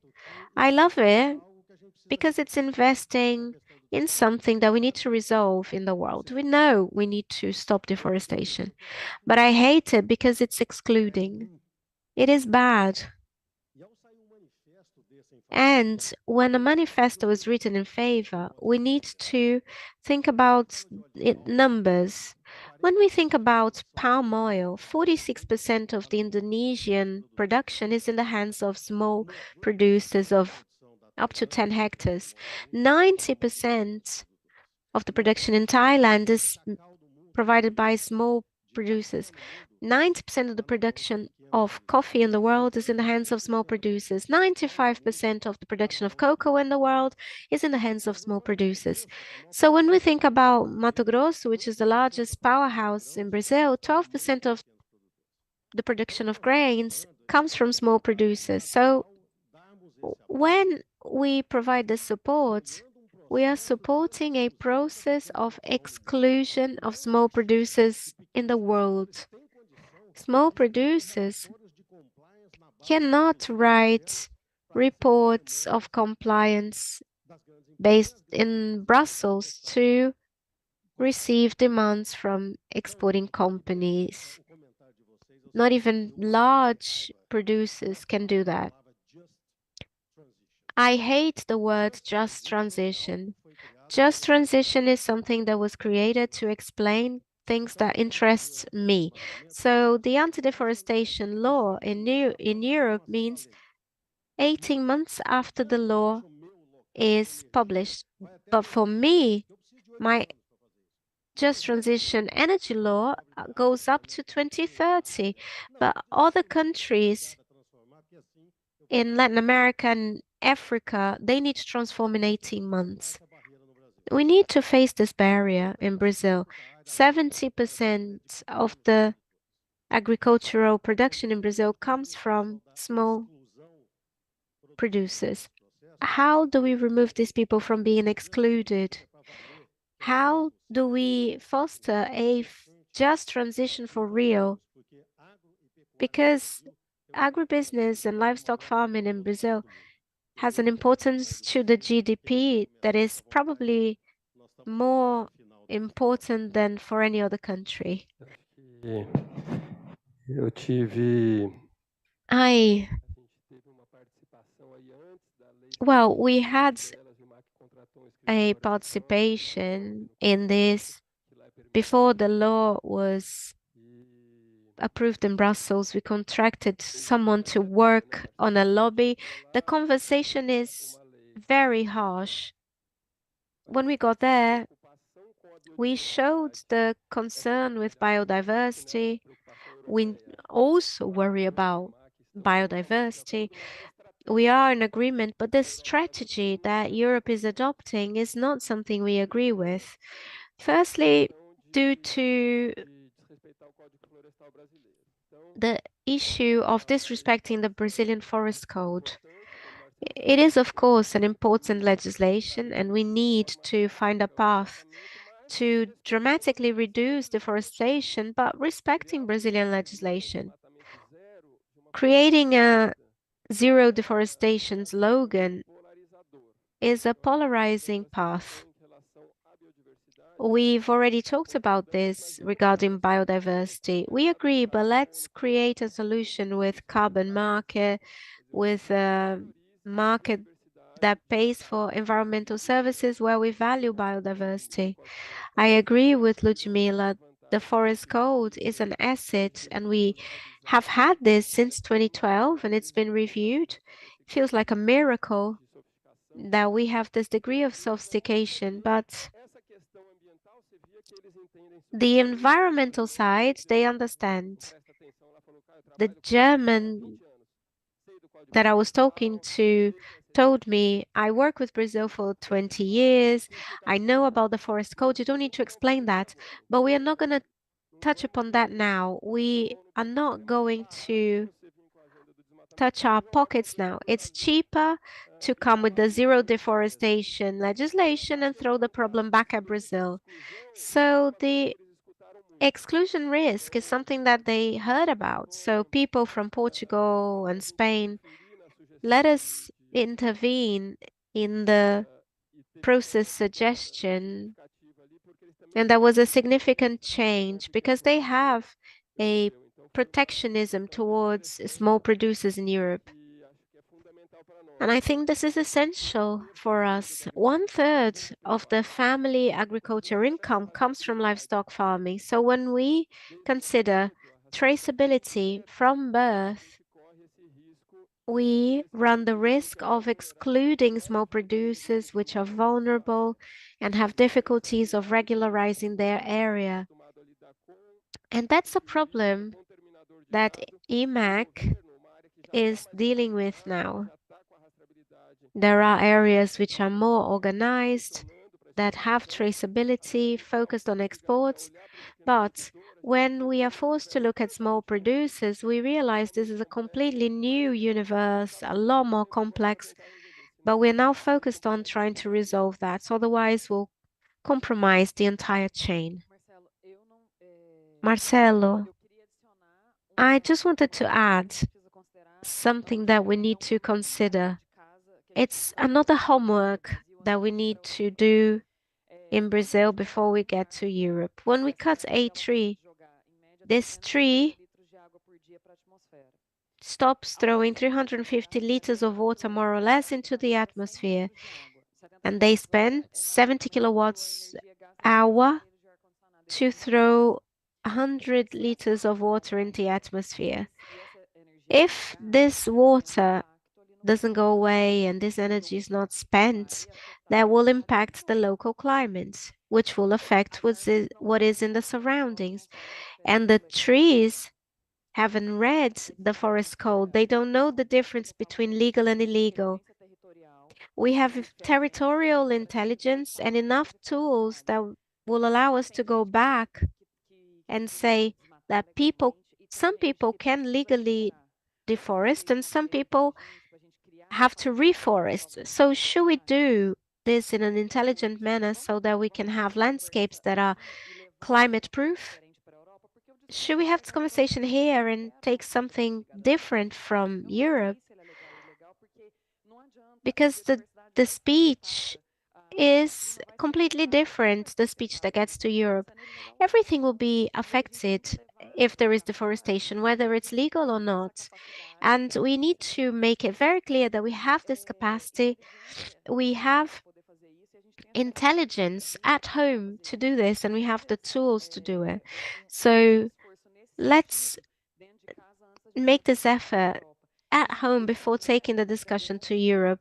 And this manifest, I hadn't heard about it. I think it's happening because we don't have dialogue spaces with a higher frequency. Thomas Trauman launched a book last week called A Biography of Abbess, and he says there is no more polarization in Brazil. There is a calcification. People are in their bubbles and prognosis is terrible. And the salvation are people who are not sure about everything and who haven't got an opinion about everything just because they voted X, Y, or Z. And we need to use people from the gray area to rebuild these bridges. Otherwise, we are just going to hit each other and agreements won't be good. Well, before anything, I'd just like to say that I agree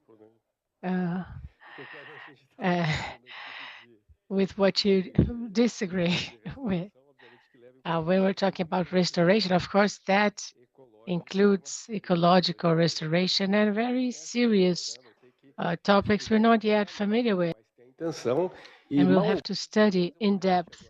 And we're going to have a test of an area between 2,000 to 6,000 hectares to learn how this can be done effectively. So anything that starts with a premise of exclusion cannot be good.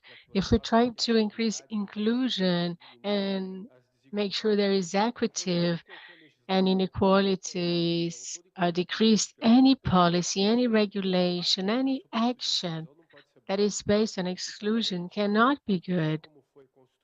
And certainly the way this new European regulation was established, and not only for Brazil, but for other countries it impacts, is not going to be good. Certainly not. It's not going to be good because instead of addressing solutions in Brazil, it will very possibly make it so that those 60% of small farmers are excluded from the market. So if you have companies that do not have this perspective of making sure they find solutions to problems they have identified, you're going to have two markets, one at the margins of even of the Brazilian Forest Code, as you won't have support for the implementation of the forest budget, and amongst those that will, and you have the others, one who will have conditions to be a part of this formal market. It cannot lead to good results. So I think it will certainly lead to bad results. So even if some companies manage to comply and to remain in the market, the solution's still not good. It would be much wiser that the tone of the regulation or the premise, which is the objective is conservation with production, but the way it is stated, I think it does more harm than good. Not to mention the enforcement issues, implementation issues. There are a number of other issues that need to be addressed. And some other very bad aspects in the way that the legislation was designed was that there was no listening. We were with them in Germany and participating, trying to participate in the discussion and hoping to take a scientific perspective of the Brazilian reality. And this applies to all countries affected by this legislation. So they pretended to listen, but there was no listening there. And my feeling was that this was something done within our offices, and they listened to more radical positions and then came up with a legislation saying they want to contribute to conservation in countries that face this challenge, and Brazil is amongst these countries. So I don't like the way it was conceived, and I think it's going to have negative impacts, which is the opposite of what is expected from it. This is, well, the day before the last of the COP. I think we're trying to get something good out of this.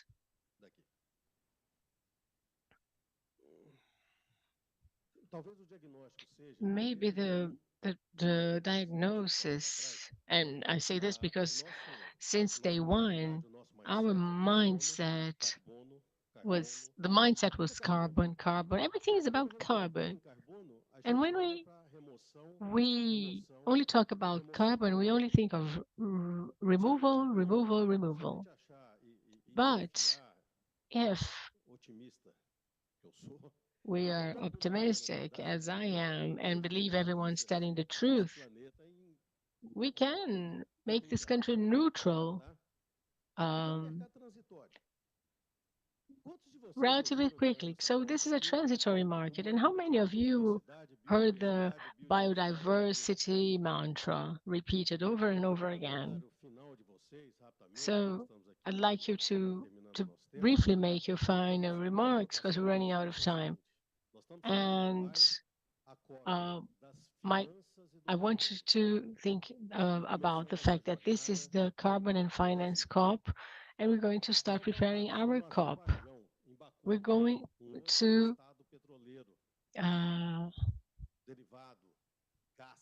go to Azerbaijan. And if what we do is not good for the planet's accent, for the Brazilian Amazon in Belém, because it increases our legitimacy and it brings to the world a COP about nature-based markets and biodiversity, a market that is perennial, that keeps the planet alive. And how are we going to build this agenda starting today? Well, it has already started. I'd just like to remind you that the Dubai guys were very intelligent. They have been working on this agenda of food systems and agriculture for 2 years. In 23 months, we're going to have the Amazon COP, and we are not yet talking about the Brazilian agenda. Friends, each one of you has 2 minutes to tell us how we're going to turn the Brazilian COP in the inflection point towards something more sustainable and from the environmental and social points of view, and more inclusive, moving from the carbon-based exclusion to environmental-based inclusion. Marcelo, I agree with you. This green economy includes agriculture, livestock farming, and bio raw materials, bioindustries, meat packing plants. It's not a fictional Amazon. You have people there, a complex solution involved there, and carbon market is a transitory solution also. I hope that with time this will change, but the biodiversity is an asset that few countries have, as much as we do. So I think for us to have a strong agenda at the Brazilian COP, I think we have to have more conversations like this one with people from the production sector, from the point of view of environmentalists, reduce friendly fire, and I think we will have the people of Pará as a great element of union. We saw the COP in Glasgow when there was a lot of participation, which is something we didn't see in Egypt. We don't see here in Dubai. I don't know what's going to happen in Azerbaijan. But if we are aligned with the strength of young people and the production sector and environmentalists get together, I think we are able to deliver, we'll be able to deliver a lot, change this paradigm, and we will recognize what is wrong and what needs to be fixed, but we're going to focus on developed countries that have industrialized the world and making sure Europe will hold itself accountable as a vector for this transformation. And so I hope they will be able to help us and not exclude us.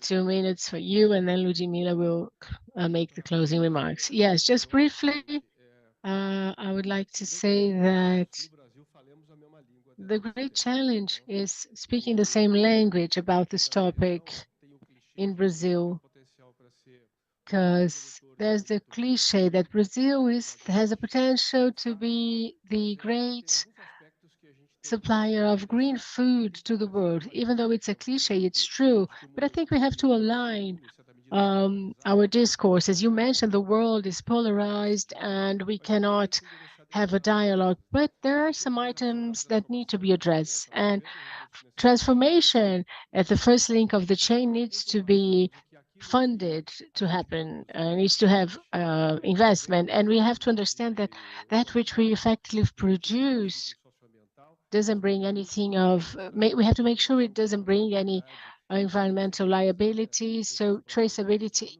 needs to be implemented in the next 2 years. I think if we don't, if we're not able to do that, it will be very shameful for us to get to the Brazilian COP without that. And I think we have to control deforestation in Brazil, both controlling what happened in public areas, but also what happens in production, the production sector, in private lands, and to make sure we can effectively enforce the Brazilian Forest Code fully.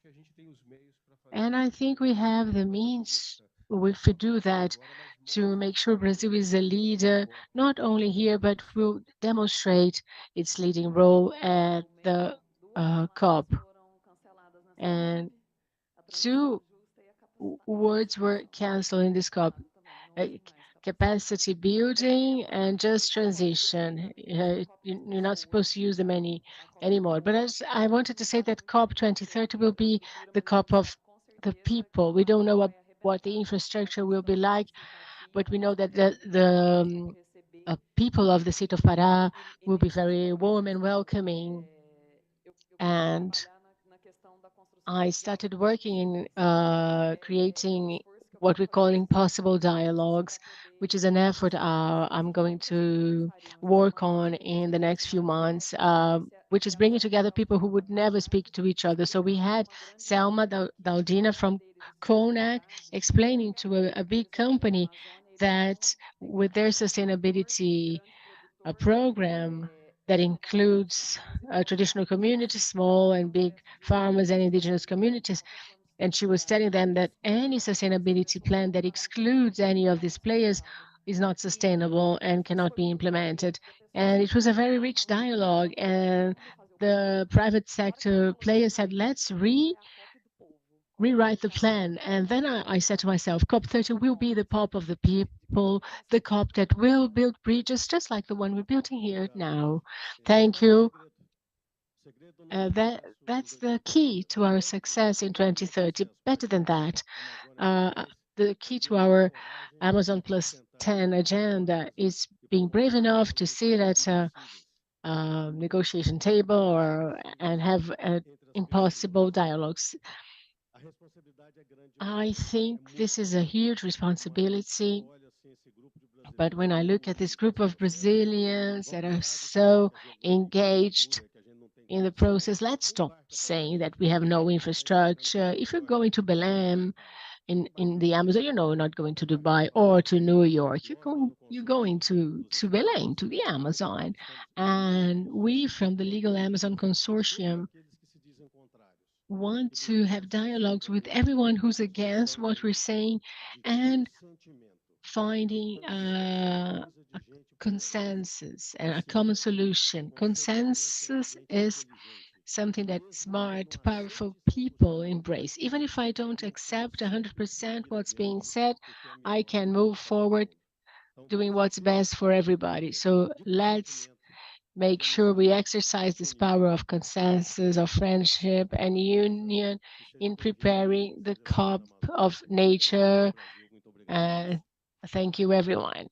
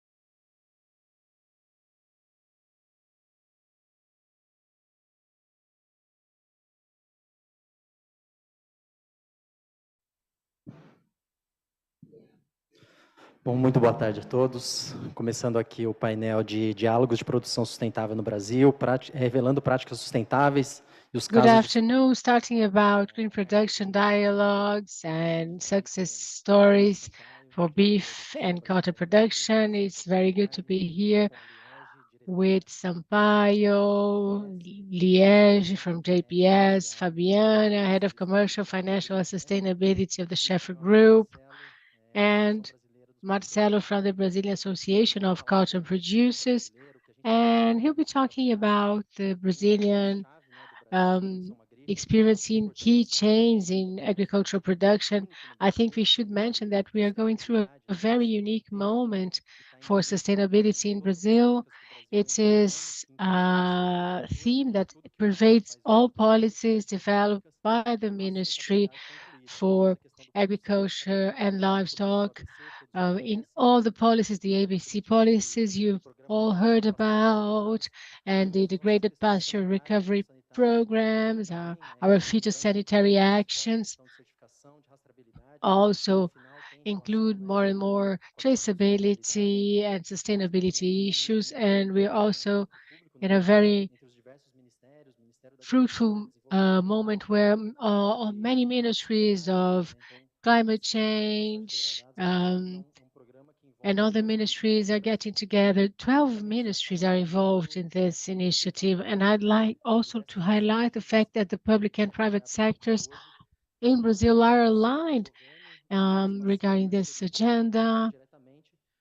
The private sector participates directly in these attempts at improving traceability, certification, and sustainability. So now I'll give the floor to Marcelo, who's going to talk about the incredible work being developed by the cotton production sector with a great control and traceability of the whole production chain. So Marcelo, the floor is yours.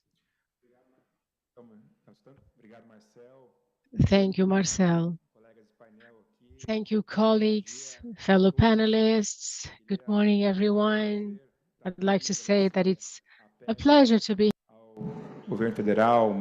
And I'd like to thank Apex, the federal government, the Ministry for Agriculture and Livestock, for this opportunity to show the case of the Brazilian cotton to the world.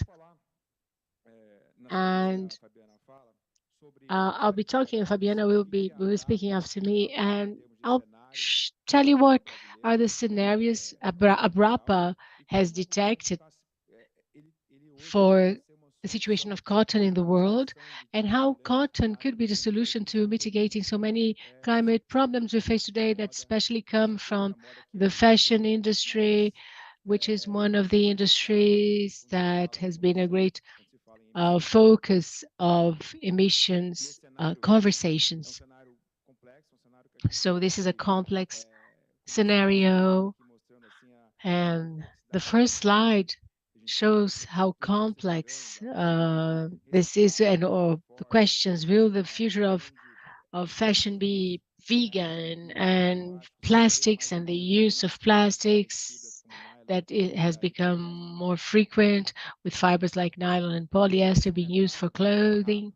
And so this is a brief idea, an image of the magnitude of the fashion sector, which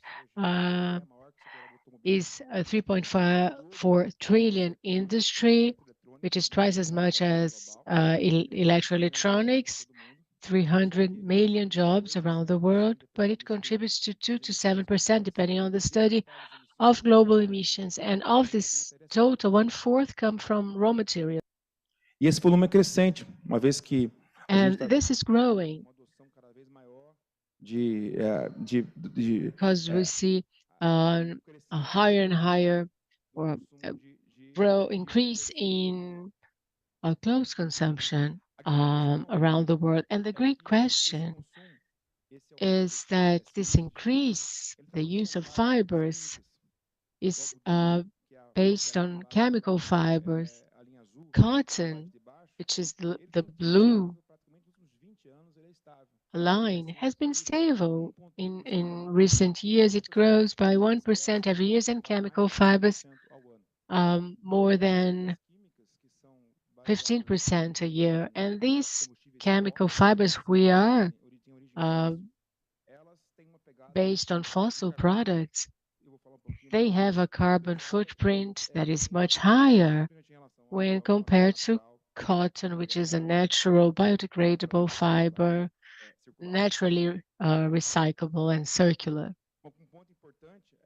And an important aspect is that even though we see that consumption of cotton is not increasing, when we do studies around or research around the world, we see that it's the favorite type of fiber. Everyone loves wearing cotton. I'm wearing a cotton t-shirt. Many of you are certainly wearing cotton. That's what we want to wear. That's what we like to wear. And why is it not growing? Because for three reasons. First, demand for ever cheaper and faster fashion and artificial fibers play an important role there, also because they're much cheaper. And many wrong ideas, concepts about the cotton and its use of water, the use of water of its production. There's a lot of fake news regarding the cotton industry. And discussions have come to a halt due to climatic, environmental issues. So production in many countries has come to a kind of a halt also, as we're going to see next. So this slide shows the impact of artificial fiber, especially polyester. This is an average. And cotton has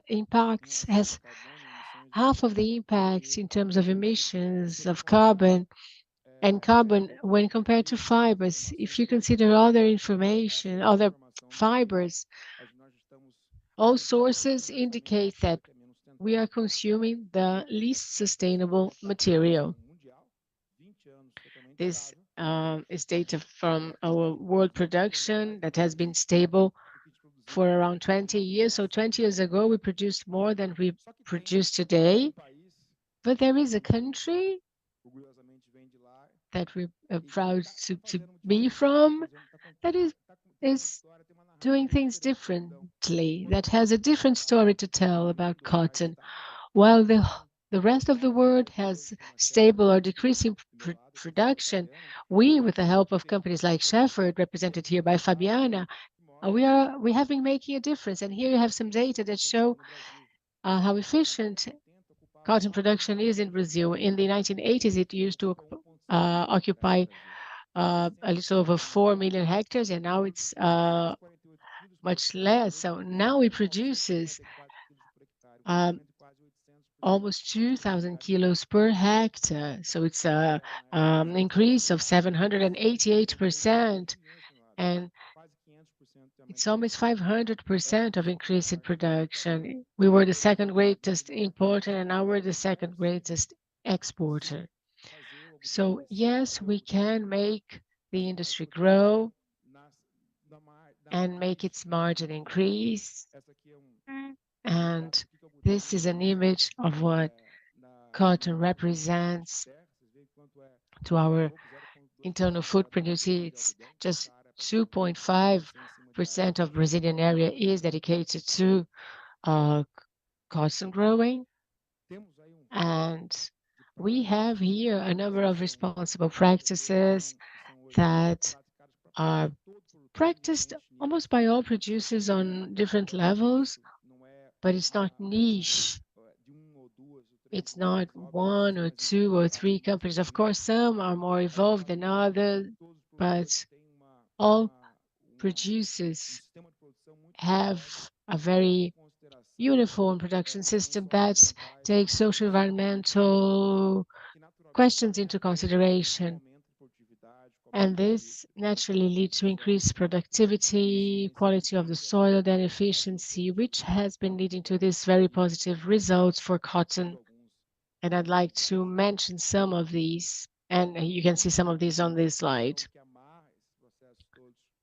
One certification that includes all these processes and makes sure all of us are in line with the latest in regulations is the ABR certification. It's managed by Abrapa, and it's a certification granted by third parties. So we have social, environmental, and economic commitment, and we have a partnership we're very proud of, to a better cotton, represented by Alice, that recognizes as equal.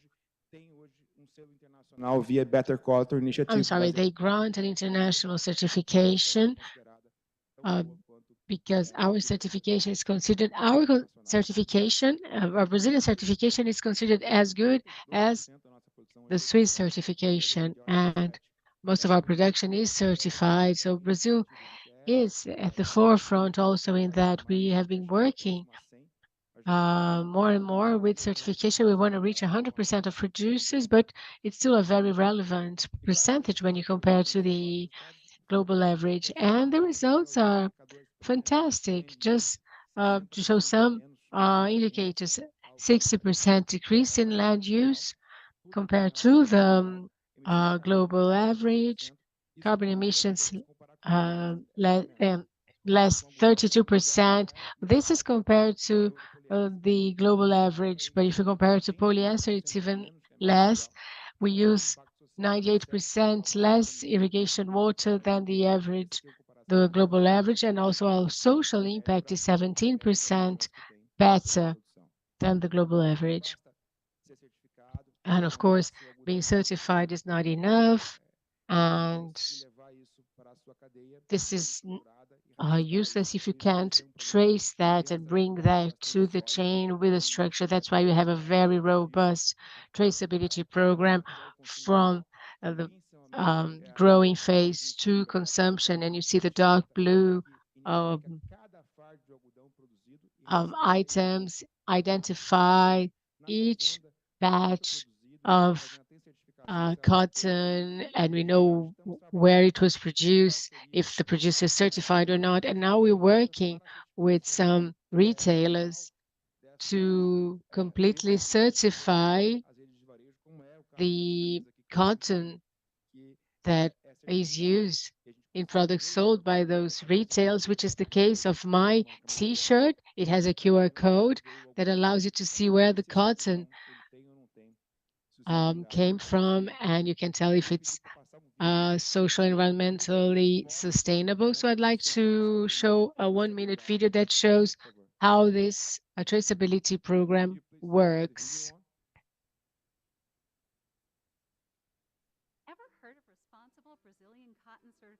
Protocol, known as ABR for short, it all starts back on the farm, where certified cotton production must meet 183 criteria related to the environment, to labor laws, and to economic transparency to be certified. With proven origin, ABR cotton is moved from the farm to the ginning plant, where the lint is separated from the seed and from impurities. Now to the spinning mill. This is where the certified fiber is transformed into yarn before moving to the next step. Now the yarn is combined and interlaced on looms, until finally taking the form of woven or knit fabric. Garment manufacturing is the next stop. Here, the clothes are ready to be sold, and after this long journey, clothes go to stores or e-commerce channels. There, you choose ABR cotton in some of our partner outlets and get to know the entire path it's taken, all thanks to a QR code and blockchain, traceable from farm to closet.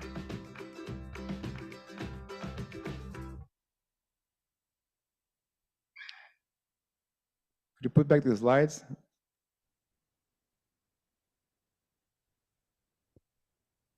Então essas são as marcas que estão trabalhando. So these are the brands that are working with us in Brazil. We have 5 brands that has traceability for the cotton, and this is a project that is growing. And I just wanted to say, to conclude, that we have a legitimate concern to take best practices abroad. We believe that Brazil cannot be a prosperity island in terms of cotton. So we have a best practice and technology sharing program that takes our best practice to producers in Africa, Latin America, so that they can elevate their productivity, so that they can produce with more responsibility, and so that cotton is a solution, not just in Brazil, but in the world, as long as it's produced sustainably and responsibly. We understand that there is still a lot to be done. Brazil has to do a lot regarding pesticides. Fabiana will talk a little bit about what we've been doing in terms of native vegetation.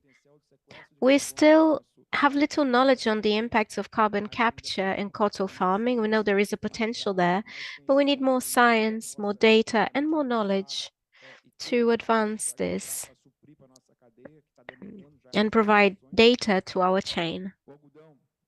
Cotton is a victim of the climate change process, not so much an actor or an agent. I was in India last week, and they will have to dig deeper to get water. Floods have been testing producers all over the world. We have several adaptation projects ongoing, and it's not different in Brazil. Regenerative agriculture is a solution for all aspects. And finally, we need to focus on measuring the impacts using science. That's why we're here, with an open spirit to exchange information so that we can go back home and evolve, showing the potential of cotton for the textile sector, not just in Brazil, but in the world. Thank you, Marcelo. Excellent presentation. Your work is very clear in terms of certification and traceability, and I'd like to highlight the social side, which is a concern in the chain, not just for producers, but workers. You touched upon a very important point. Minister Carlos Fávaro talks about this a lot. We have a lot of technology, able producers, and agriculture that is adapted to the tropical conditions, but that won't go ahead if we don't have good climate to produce the cotton. And cotton is very sensitive to the climate. So to talk a little bit about the practical side, I'm going to give the floor to Fabiana. Good morning. Thank you, Marcel.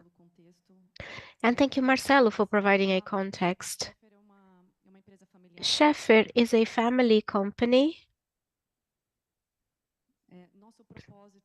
Our purpose is to regenerate life on Earth. We are agricultural producers, and our core business is plantations. We plant cotton, soy, corn. We've been in Mato Grosso for 35 years. This is the first generation of our family. Seu Eliseu went to Mato Grosso in the 80s, and his son both work in the same business and are daily working in this activity. And this is their first cotton crop that was collected in Mato Grosso. And this is emblematic. There has been, of course, an evolution in terms of productivity, scale, mechanization, and we've contributed to this evolution, and we are very proud of it. Just a little history about Scheffer. In the 80s, the first generation went to Mato Grosso, when Mato Grosso had basically nothing, no structure. In 86, we started Scheffer's activities. In 96, the first crop came. 2007, the first audited balance was carried out. So there was always a vision of innovation in Scheffer's DNA. We've always valued governance, and transparency and innovation. In 2015, we started a regenerative agriculture project. We didn't name it regenerative agriculture then.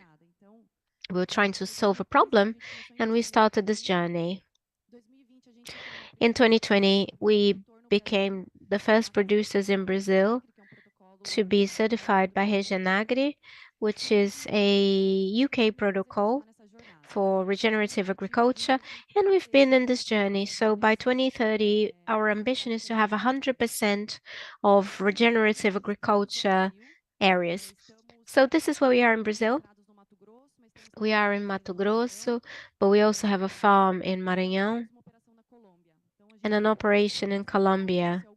Our main business is cotton, soy, and corn. We also have livestock farming. This is the example of a farm in Mato Grosso.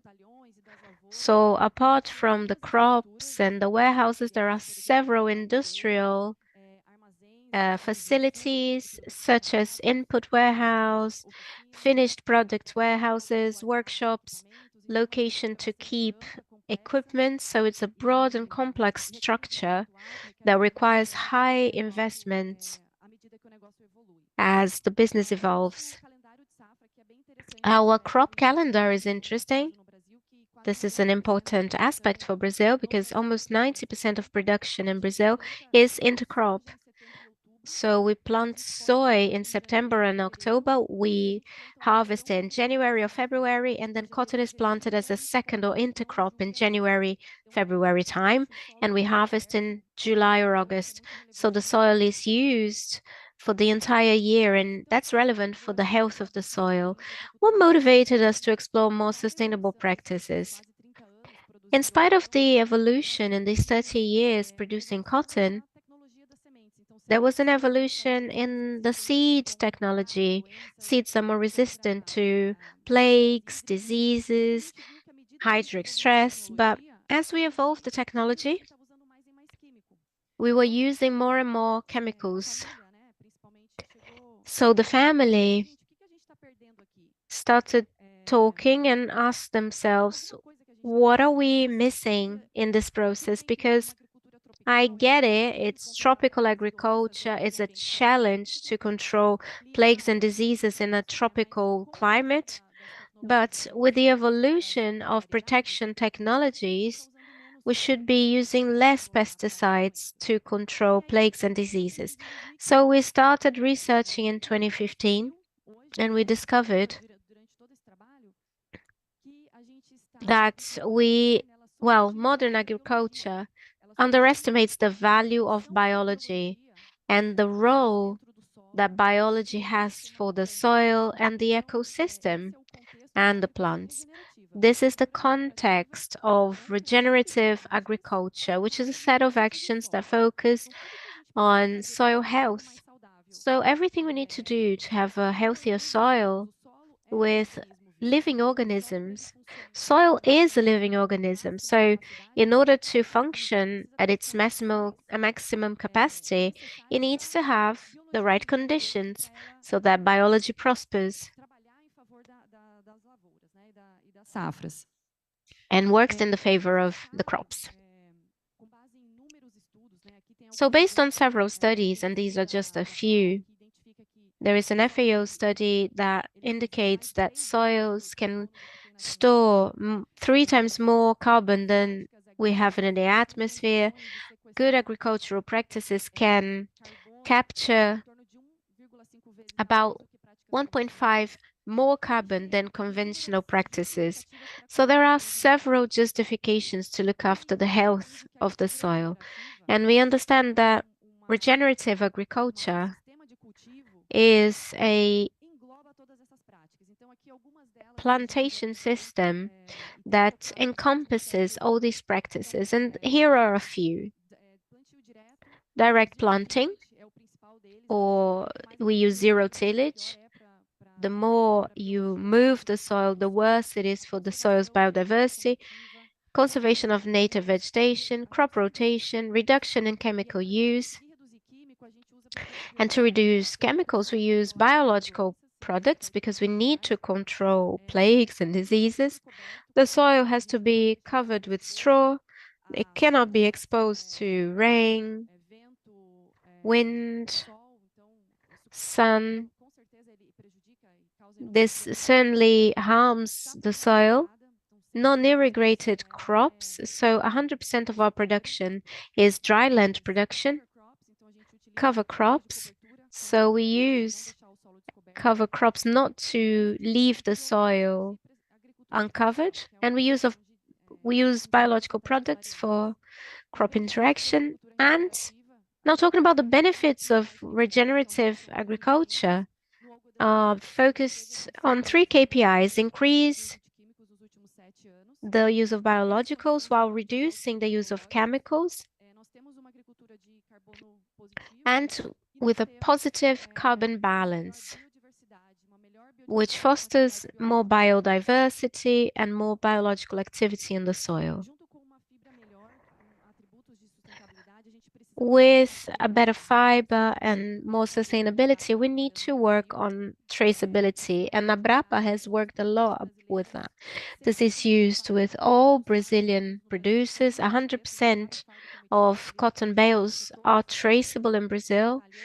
The label tells a story of everything that was applied to that product, so it's incredible traceability. This is an infograph that will show you the workflow of this operational chain in a farm. So we have the certification, ABR, BCI, and Regenagri. Then we have the harvest, which is 100% mechanic in Brazil. Then the cotton goes to the cotton machine, and we have the ABR UBA certification. Then the cotton goes to the lab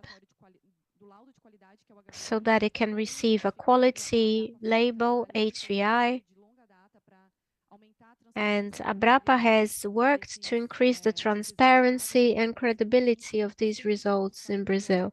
100% of the cotton bales that come from Brazil have HVIs. So producers pay a third party for obtaining this. Then there is a storage, and as we are instructed to dispatch, we send it to the harbor. There is also a certification system for transport, and then it gets to the buyer. Now, talking about an ESG strategy, we need to understand this scenario more broadly, more transparently, because governance and environmental aspects are all connected. The certifications, the SDGs we are involved reflects that. And we are very convinced as producers that regenerative agriculture has great potential. And for the agricultural activity, we are convinced that we can positively contribute in this agenda. So working with metrics, bring more data transparency, this is our role. And we have great opportunities there. Perfeito, Fabiana. Muito obrigado. Excelente apresentação. Great, Fabiana. Thank you very much. That was an excellent presentation. Highlighting the regenerative agriculture, data shows that traditional agriculture is a carbon emitter, but regenerative agriculture, just using direct planting, starts capturing carbon. And if you add to that the use of bio input and our forest code, the environmental preservation in our properties, the carbon balance is negative in terms of emissions. And cotton is a great example for sustainability. So I'd like to now give the floor to another chain, which is key in Brazil, with more sensitive themes when we talk about carbon emission and climate change, which is the meat production chain that has several challenges, but we want to talk about what we're doing in terms of sustainability for this chain. Of course, we have challenges, but in a global setting, We need to face this, and we are in a good path. So I'd like to offer you the floor to talk about livestock farming, please. Apex, ao governo. Thank you, Marcel. Thank you, Apex and the Brazilian government for the space. And thank you for the partnership with the cotton producers. We are here wearing 100% cotton, but also using the leather that comes from our livestock farming. The COP is talking about fossil fuel phase out. We need to have a phase out of fossil fashion. We need to talk about that. Both in terms of fibers, but also in terms of food systems, which is very present in this COP. We believe that Brazil has a lot potential. I will talk about the beef chain. ABIEC is the Association of the Meat and Beef Exporters. We are in the entire country. We have 39 companies representing 81% of all meat exported, and we are the largest beef exporters. This is the size of the sector in the country. We have about 200 million heads of cattle, and the majority of this is consumed in Brazil. Less than 30% is exported, but we are the largest exporters in the world. The main market is in Asia, in China, where you have a growing demand due to the population increase and the income increase. So Brazil is a global player on the beef market because we have a herd that has grown over time, and it's the largest commercial herd in the planet. The technology applied to the production, that is, we've improved the breeding, we've improved the grasses, the pasture, the industry is modern and it was prepared to export. We have food safety, sanitation guarantees that allow Brazil to access more than 150 markets in the world, and a global demand that continues to grow. So cattle farming or livestock farming has expanded in Brazil, and livestock farming has a historical role of occupying the territory and migrating to the north or west of the country, which brings some challenges. In spite of the expansion, Brazil maintains preserved areas, not just in public land, but also private land. It's important to say our production is associated with preservation. But the fact is that everything that is being discussed here in the COP and food systems and how to reduce the impacts of food systems whilst still producing, exporting, and responding to the market demand while reducing the impact is a difficult discussion. And when we talk about impacts, I want to bring two perspectives: land use efficiency and land use chain.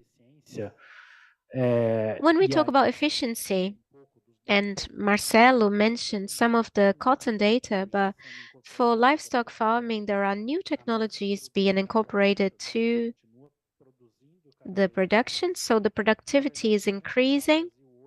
And if we look at Brazil, the areas that livestock farming occupy are diminishing because you have a lot of pastures that are now being used for agriculture, and we do not lack production because the productivity is improving due to the use of technology.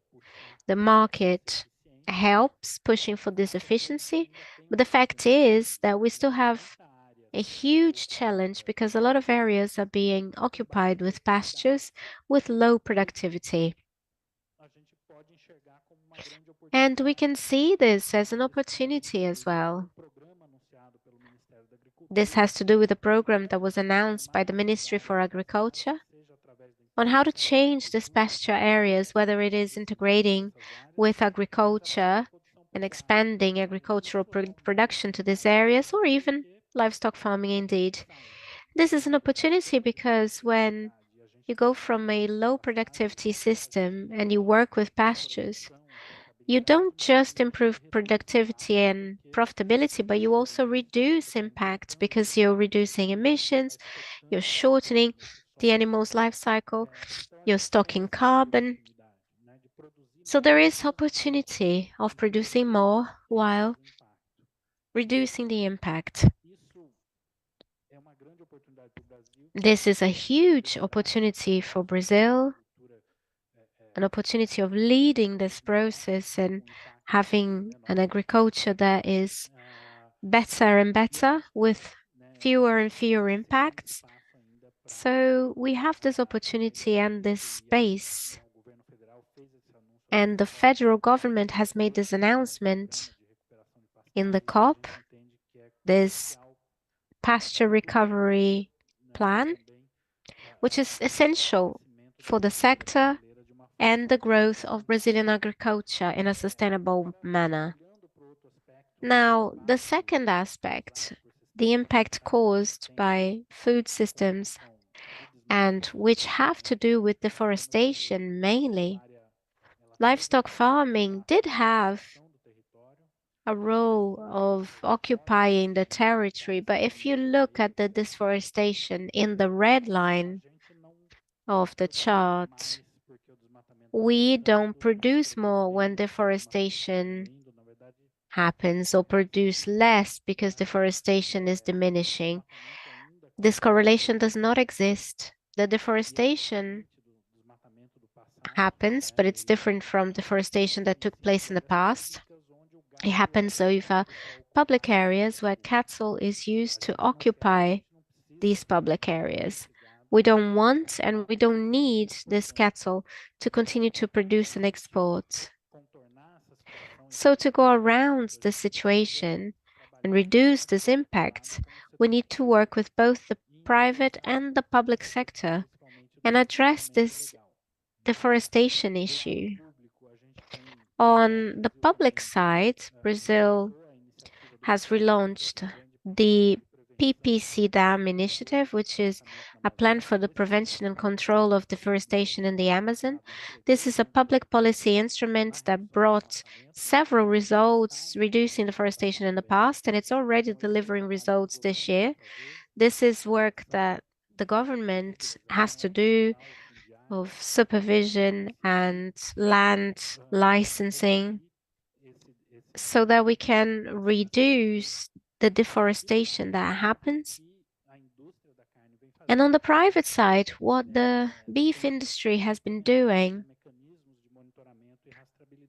is to implement traceability mechanisms for the production. So since 2009, we have been working with geoprocessing tools in order to localize where the animals come from in the Amazon. That is then crossed with deforestation areas, indigenous land, conservation units to guarantee a legal origin for the cattle that is produced in Brazil. So the industry follows a protocol. For every animal that is bought, databases are checked so that we can guarantee an appropriate origin. This is the protocol Beef on Track. And here we describe all the criteria observed in buying cattle. And then this includes illegal deforestation monitoring, protection of indigenous lands, of conservation areas, public databases of areas where there was an embargo or control of slave-like conditions for work. This is something that is being extended to the entire industry that operates in the Amazon. So the majority of it is monitored and audited, and we want to reach 100% of livestock in the Amazon. And we are discussing with the Ministry for Agriculture to improve the traceability system so that we can have this control over the entire chain. So with regards to this impact, meaning deforestation and livestock farming, We understand that the future of our industry depends on disconnecting deforestation and livestock farming. So the private sector is putting all its efforts in that, and we need an improvement in traceability mechanisms in order to reach these objectives. The traceability was put in place to guarantee matters of animal health and food safety, but we are now trying to get some environmental guarantees in this traceability. That was it. Thank you, Marcel. Thank you very much, Fernando, for talking about deforestation. The results of Brazil this year, with the new measures applied by President Lula to fight deforestation, demonstrate that the Amazon deforestation has been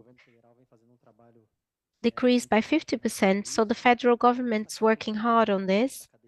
And I wanted to highlight the work of Cadeia Bovina, or the beef chain. You talked about degraded pastures, which have a huge potential in terms of carbon capture in Brazil, and of course, a reduction in pressure for opening up new pasture areas. Now, to talk about the practical side, I will offer the floor to Liege from JBS, one of the largest food companies in the world.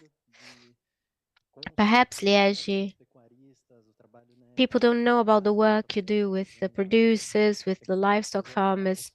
I know you're going to talk a little bit about that, so I'll give you the floor. Good morning, everyone. I just wanted to mention a few points. I didn't bring any slides, but we can think of livestock farming into three modules: deforestation as one of the offenders for our image in Brazil and out of Brazil, greenhouse gas emissions, and traceability. So we are working each one of them differently. In terms of deforestation, we're talking about Brazil was a success case when they're able to implement the forest code. And to do that, we need the government to act, and we need PPPs. So JBS understood that just monitoring the chain and excluding producers would not be the best way to reach our objective, because if we don't generate income for a certain population or for a certain community, you start stimulating deforestation and livelihoods that might be harming. Even knowing that it is a smaller parcel of producers that cause deforestation, it still has a very negative image for Brazil. So JBS, to try and work in this team and include producers, created what we call green offices. We started with 3 and now we have 10. And after that, minutes or seconds? Minutes, okay. I thought I was going to have to speed up my speech, but in any case, we realized that, well, we moved from 3 to 10, and now we have these green offices that are centers where we offer services to rural suppliers, and we identify ainda temos produtores sem cadastro ambiental rural. Problems in their rural registration program, and there are some that are not suppliers. I'm sorry, that we only have producers that have the registration, but sometimes they come without the rural registration, and we help them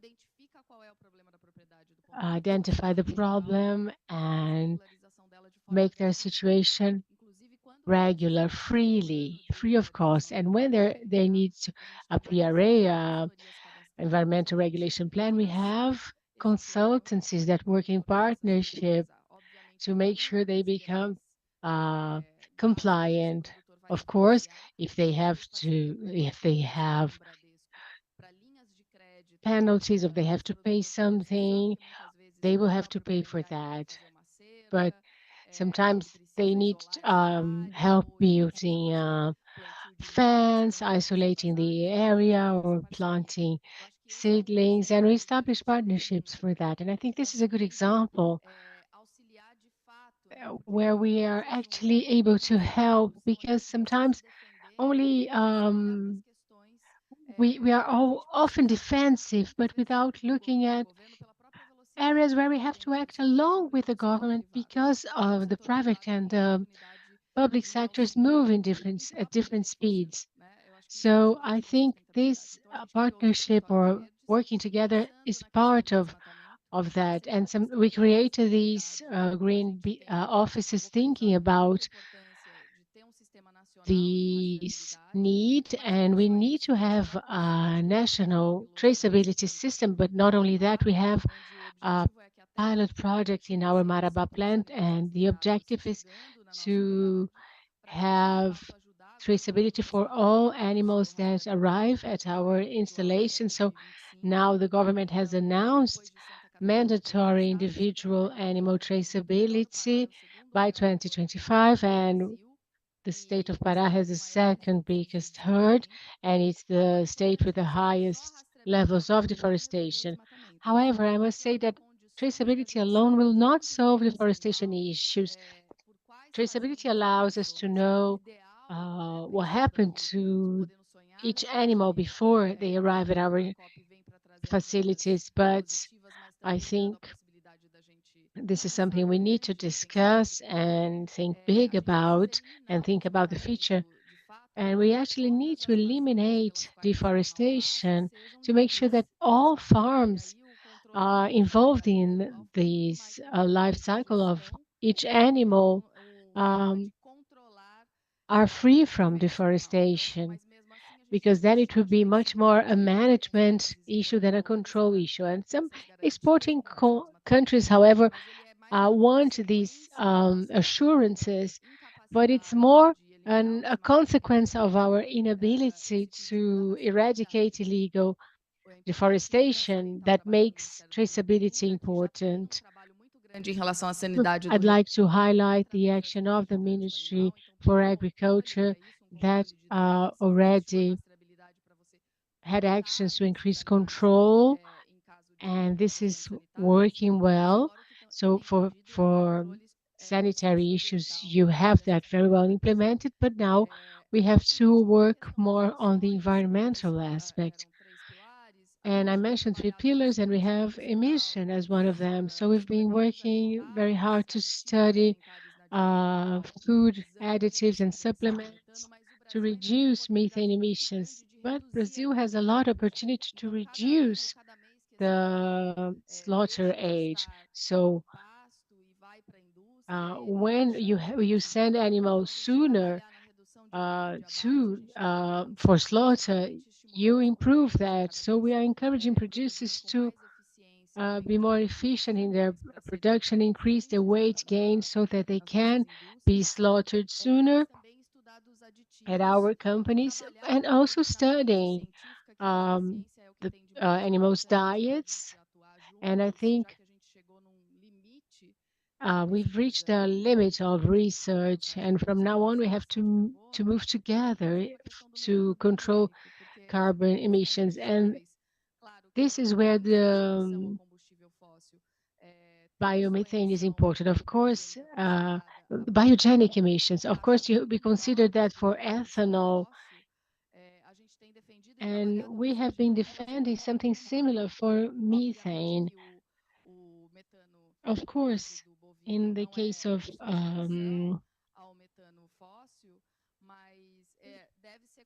bovine, it's not the same comparison as fossil fuels, but what matters not only the conversion rate, but also the capture rate of pasture. So we have a lot to do with science, so that we can work and calculate the carbon capture of pastures as well as methane, and see how much of carbon stock we have ability to have. So we have to demystify tropical agriculture. We never had much room to talk about that, because we are a developing country, so we always had Europe and US determining what a high emission agriculture and livestock farming is. And now Brazil is able to also give its contribution. The demands of a tropical farm are very different from those of a farm located in the US or Europe. So we're working with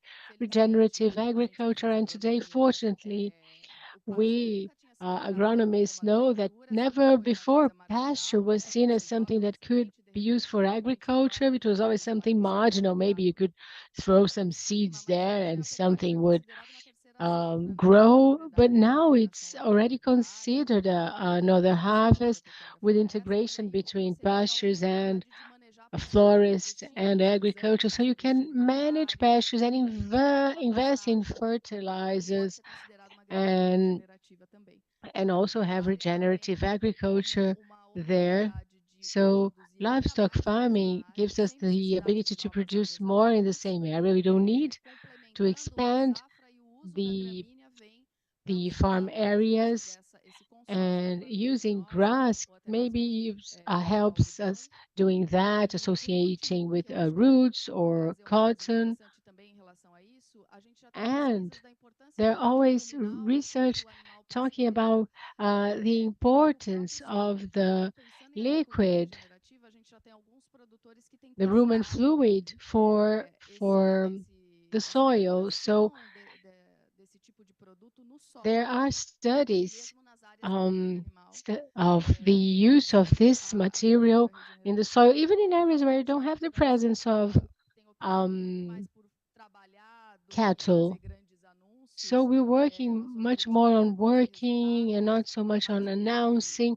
Our objective is bringing results. It's not so telling about what we are about to do, but much more doing it and tell what we are already doing.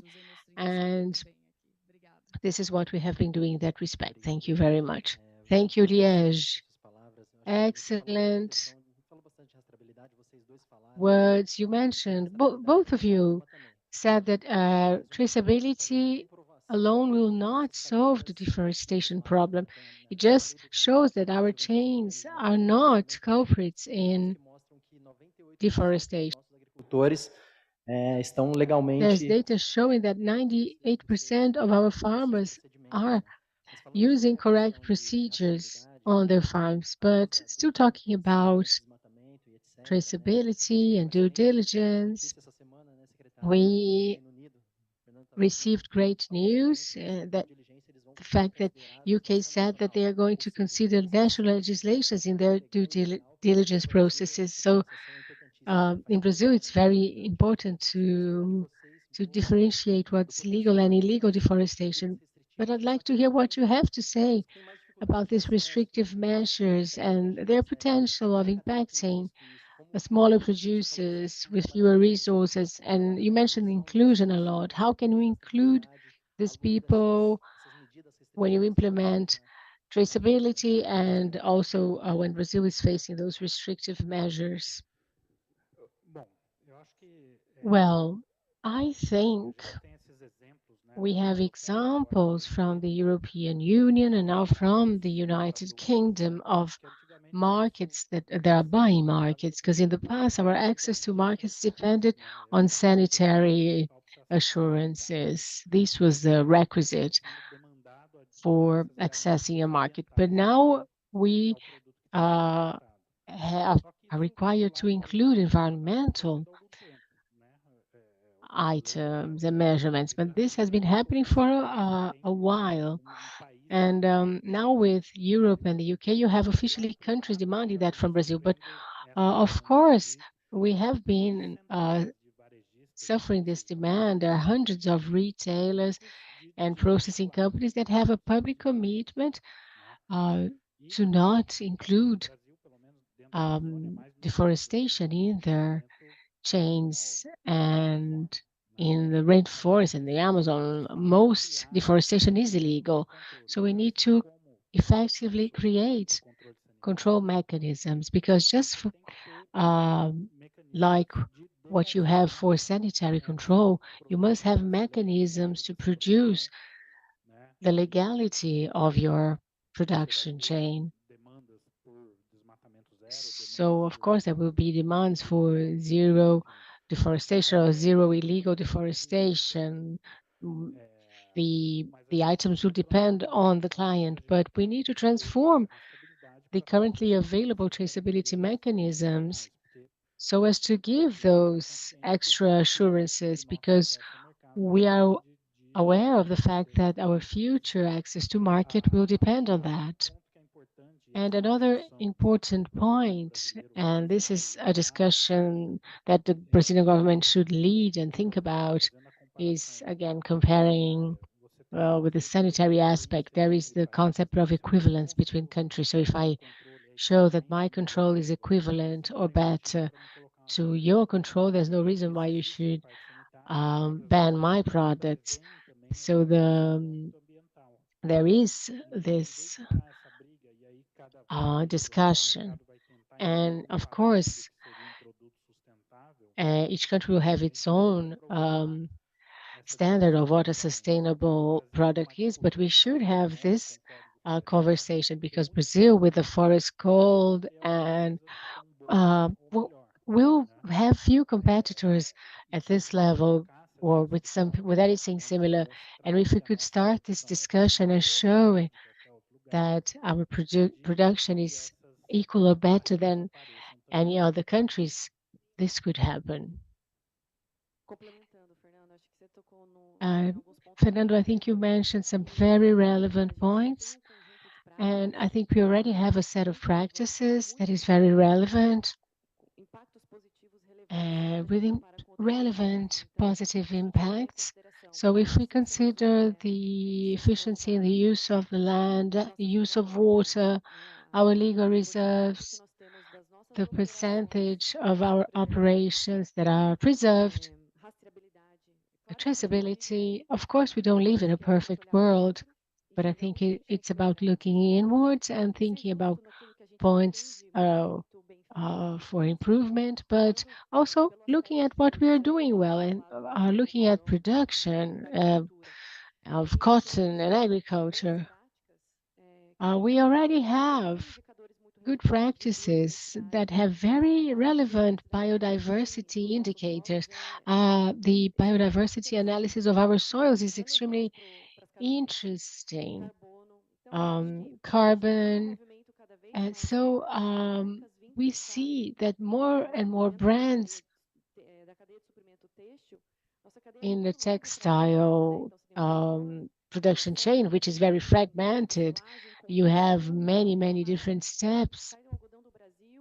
So if you may grow cotton in Brazil, and then you create a thread in China or Vietnam, and it ends up in Europe with a brand. But technology has allowed us to shorten this chain, and this is an advantage to our business. So we see areas going to the origin now. Some European brands are visiting Brazilian farms, and this is something we never saw before. And so I think we should tap into this opportunity to increase transparency, to offer more data, and offer relevant aspects, because I think we have a lot of good things we should show the world. Yes, and I'd like to add the fact that in the cotton industry, now we're focusing on indicators. I'm sorry, his microphone seems to be muted. There's ever greater pressure about that, and it's a topic, it's an area where we unfortunately, the situation is very, there's a lot of confusion. Everyone knows they want it, but they know exactly what they want. And so I think we should be able to, I'm sorry, his microphone is not working. No, it's this one.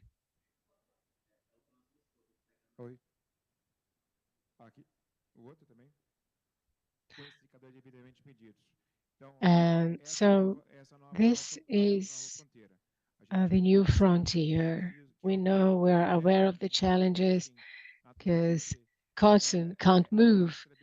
So traceability in this case is it can move of its own accord. So it's kind of easier when compared to livestock farming. Of course, the chain is more complex because animals can move about, but I think we can still exchange ideas, and I'm sure we have a lot of overlap of good practices, especially in our relationship with international agencies, which is the case of Better Cotton, represented here by Listen, which is a great opinion maker internationally and is validating our good practices in the Brazilian market.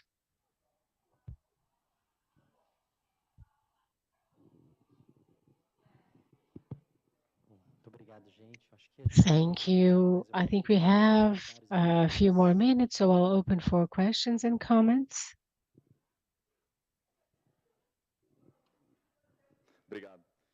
Thank you. Well, actually, Brazil is a part of the solution. That is the great truth, not only in agribusiness, but also in energy transition and many other points. And it's very good to see these two production chains discussing and presenting these solutions and how much we have moved forward. We are moving forward very quickly and a lot. Look what's being done for meat and cotton. And why is that? Because our model is unique. It's a tropical and technology-based agriculture with lots of productivity and entrepreneurship. And I think we have to show that more and more to the world. Brazil is a part of the solution. Brazil is a solution for fiber, for protein, and we have a unique model, and we have to show the specificities of our soil, because we have a completely different soil from a European soil. They're completely different, management is different, technologies required are different, and traceability, which we're discussing as a challenge here, and where we have advanced, is something that makes us very proud, all of us, which allows us to be able to say that we have the solution. And this is something we're doing here as well with all the complexities involved. And I think traceability helps us have this conversation and helps us show the model we use, who we are, how we do things, and give measurability and make measurable how much we contribute to the solution. So I think this is a very fruitful discussion to have at the COP. I think we can all be very happy to be a part of this dialogue. So we should do that, doing and showing. We often do, but we're not so good at showing what we do. And from us at Apex, it's a great pride to be a part of this discussion and to be able to bring together the industries of protein and cotton.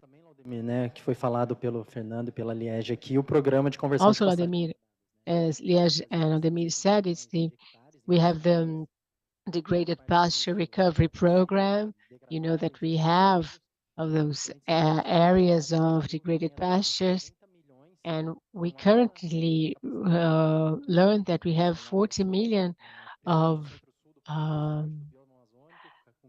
kilometers of lands that have the ability to be used for agriculture, for production, and this opens a new horizon for Brazil in terms of agricultural production, which is important in food security and also in production of fiber. So I think we'll be seeing a revolution in our levels of production, betting on intensive agriculture,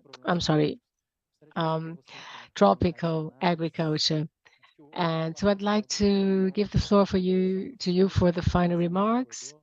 We were talking about, I was going to ask you to talk about your vision for the future. I think Marcelo kind of summarized it. Yes, I think a final remark would be that Brazil is completely able to be a leader in this agenda. I think illegal deforestation is still the Achilles heel, but we see initiatives both from the private and public sectors to face that. But deforestation must end. It's our target to end it by 2030, and illegal deforestation is fought with command and control, and legal deforestation by bringing value and investing in the chain. So Brazil will be an exporter of commodities, but also exporting the value of this natural capital. So I think this is one of the aspects of the challenge we have for the future. And we should also think about our strategy of organizing the land. We have all this opportunity of this space that can be used with agriculture. And I think all the future demand for agricultural products will still leave room for pasture, so we can have more areas for livestock farming, and we have to discuss how this could be viable. Thank you for organizing the panel. And as a final message, well, I'd like to say that FAO has issued a report where it recognized there was an increase in the estimate of the participation of livestock farming in global emissions from 14.5% to 12%. And if you don't eat meat for any ideological reasons, and my idea is not to say you should eat, but to reassure those people. FAO says that the impact in emissions, if everyone stopped eating meat, would be at 1%, whereas if we increase productivity, invest in regeneration, and increase the effectiveness of meat production in the world, we'll be able to reduce 5 times more. So the idea is not eliminating, is improving, and so it's improving our production and making it more productive and effective. So my final message would be saying that Brazil is part of the solution, but in order to do that, we need to get rid of our ghosts, so to speak, and remove illegal activities from the chain because they get in the way of the positive messages we have to convey. I think Valdemir was very precise, and Brazil is a central player in world agriculture, not only because we have ability to meet demands, but because of how we do it. And the way we do things is very valuable. We are participating in fora and conversations around the world, and we see more and more that the way Brazil does things is really valuable. It's at the forefront in many processes. And in our case at Schaeffer, regenerative agriculture is an example of how the health of soils is more and more at the heart of solutions. We see scientific studies and data figures and soil biology being discussed, and it's going to be something that will be discussed in future COPs. We don't know anything about biology of soils. As Liege mentioned, the impact of liquids on livestock farming and the liquids produced in livestock farming activities and that help the quality of soil. So agriculture will increase its role as a positive leader in bringing, in making data available. And I think we have to gather efforts to raise this data, measure them, and communicate them. Because that's what will make us stronger. Thank you. And in closing, I'd like to leave you with some messages. I'd like to thank Apex Brazil on behalf of Valdemir, Lu, and also on behalf of Secretary Perosa, and thank you, Marcel, for the invitation, and for bringing together two production chains that are apparently different, but no, they're very similar because we send raw materials to the meat industry. And it's no use having a healthy cotton sector, but not an unhealthy livestock farming sector. Brazil needs to be well in all of its chains. So we have to leave behind some old ghosts and face the fact that we have problems. Some people say, oh, we don't need to market Brazil. We don't need to say good things about ourselves. No, it's not true. We have to face some problems we face as a country, and honest message. I will convey an honest message because it only with proven results and the world in today's world is where you can see what's happening with the satellites. You can see what's happening anywhere. So half-truths can't last very long. So we need to act together. And I see the example of countries like Australia. I don't know if you know, but I live in Singapore. And in Singapore, literally, if you have an Australian flag on a product, it will sell more because of the presence of the Australian flag. And our great competitor in the cotton sector is Australia. I know it's the same for beef. So we need to act together. So congratulations on organizing that. I thank the Apex and the ministry for that because we'll have a stronger agriculture and livestock farming sectors. Thank you. Liege, Fernando, profissionais. I'd like to thank Fabiana, Liege, Marcel, Adriana again. Your words show that we are on the right track. Do we have time for a question? We have 1 minute. Thank you. Good morning. I'm Jadio Fernandes from Angola. I'd like to congratulate the panelists on their speeches. I finally found what I was looking for at this COP. And why is that? Because the south of Angola includes 6 provinces, and recently they are suffering a lot with desertification and droughts. And the main economic potential of these provinces is cattle raising. In 2019, according to FAO data, farmers lost around 26,000 animals.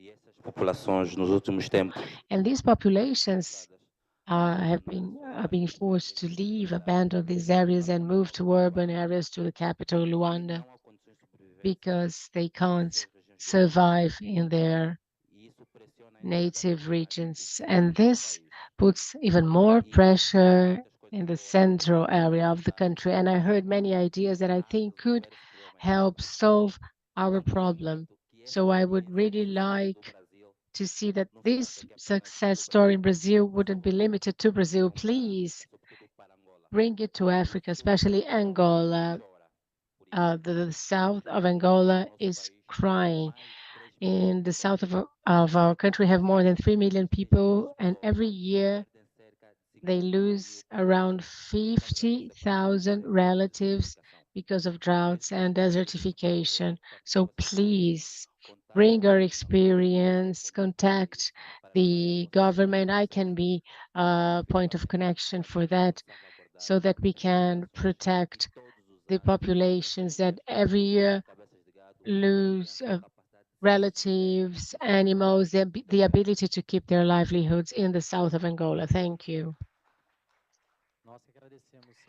We thank you for your comment and would like to highlight the fact that the current government is very committed to its interaction with Angola. We have an MOU with you. We have a project at the Cunene Valley, and we already have partnerships for cooperation, but I agree that we have to do more And it is a policy of the current government, sharing what we've got and what we've done and the agricultural evolution we've had and what we've been doing in terms of regenerative and biologic agriculture.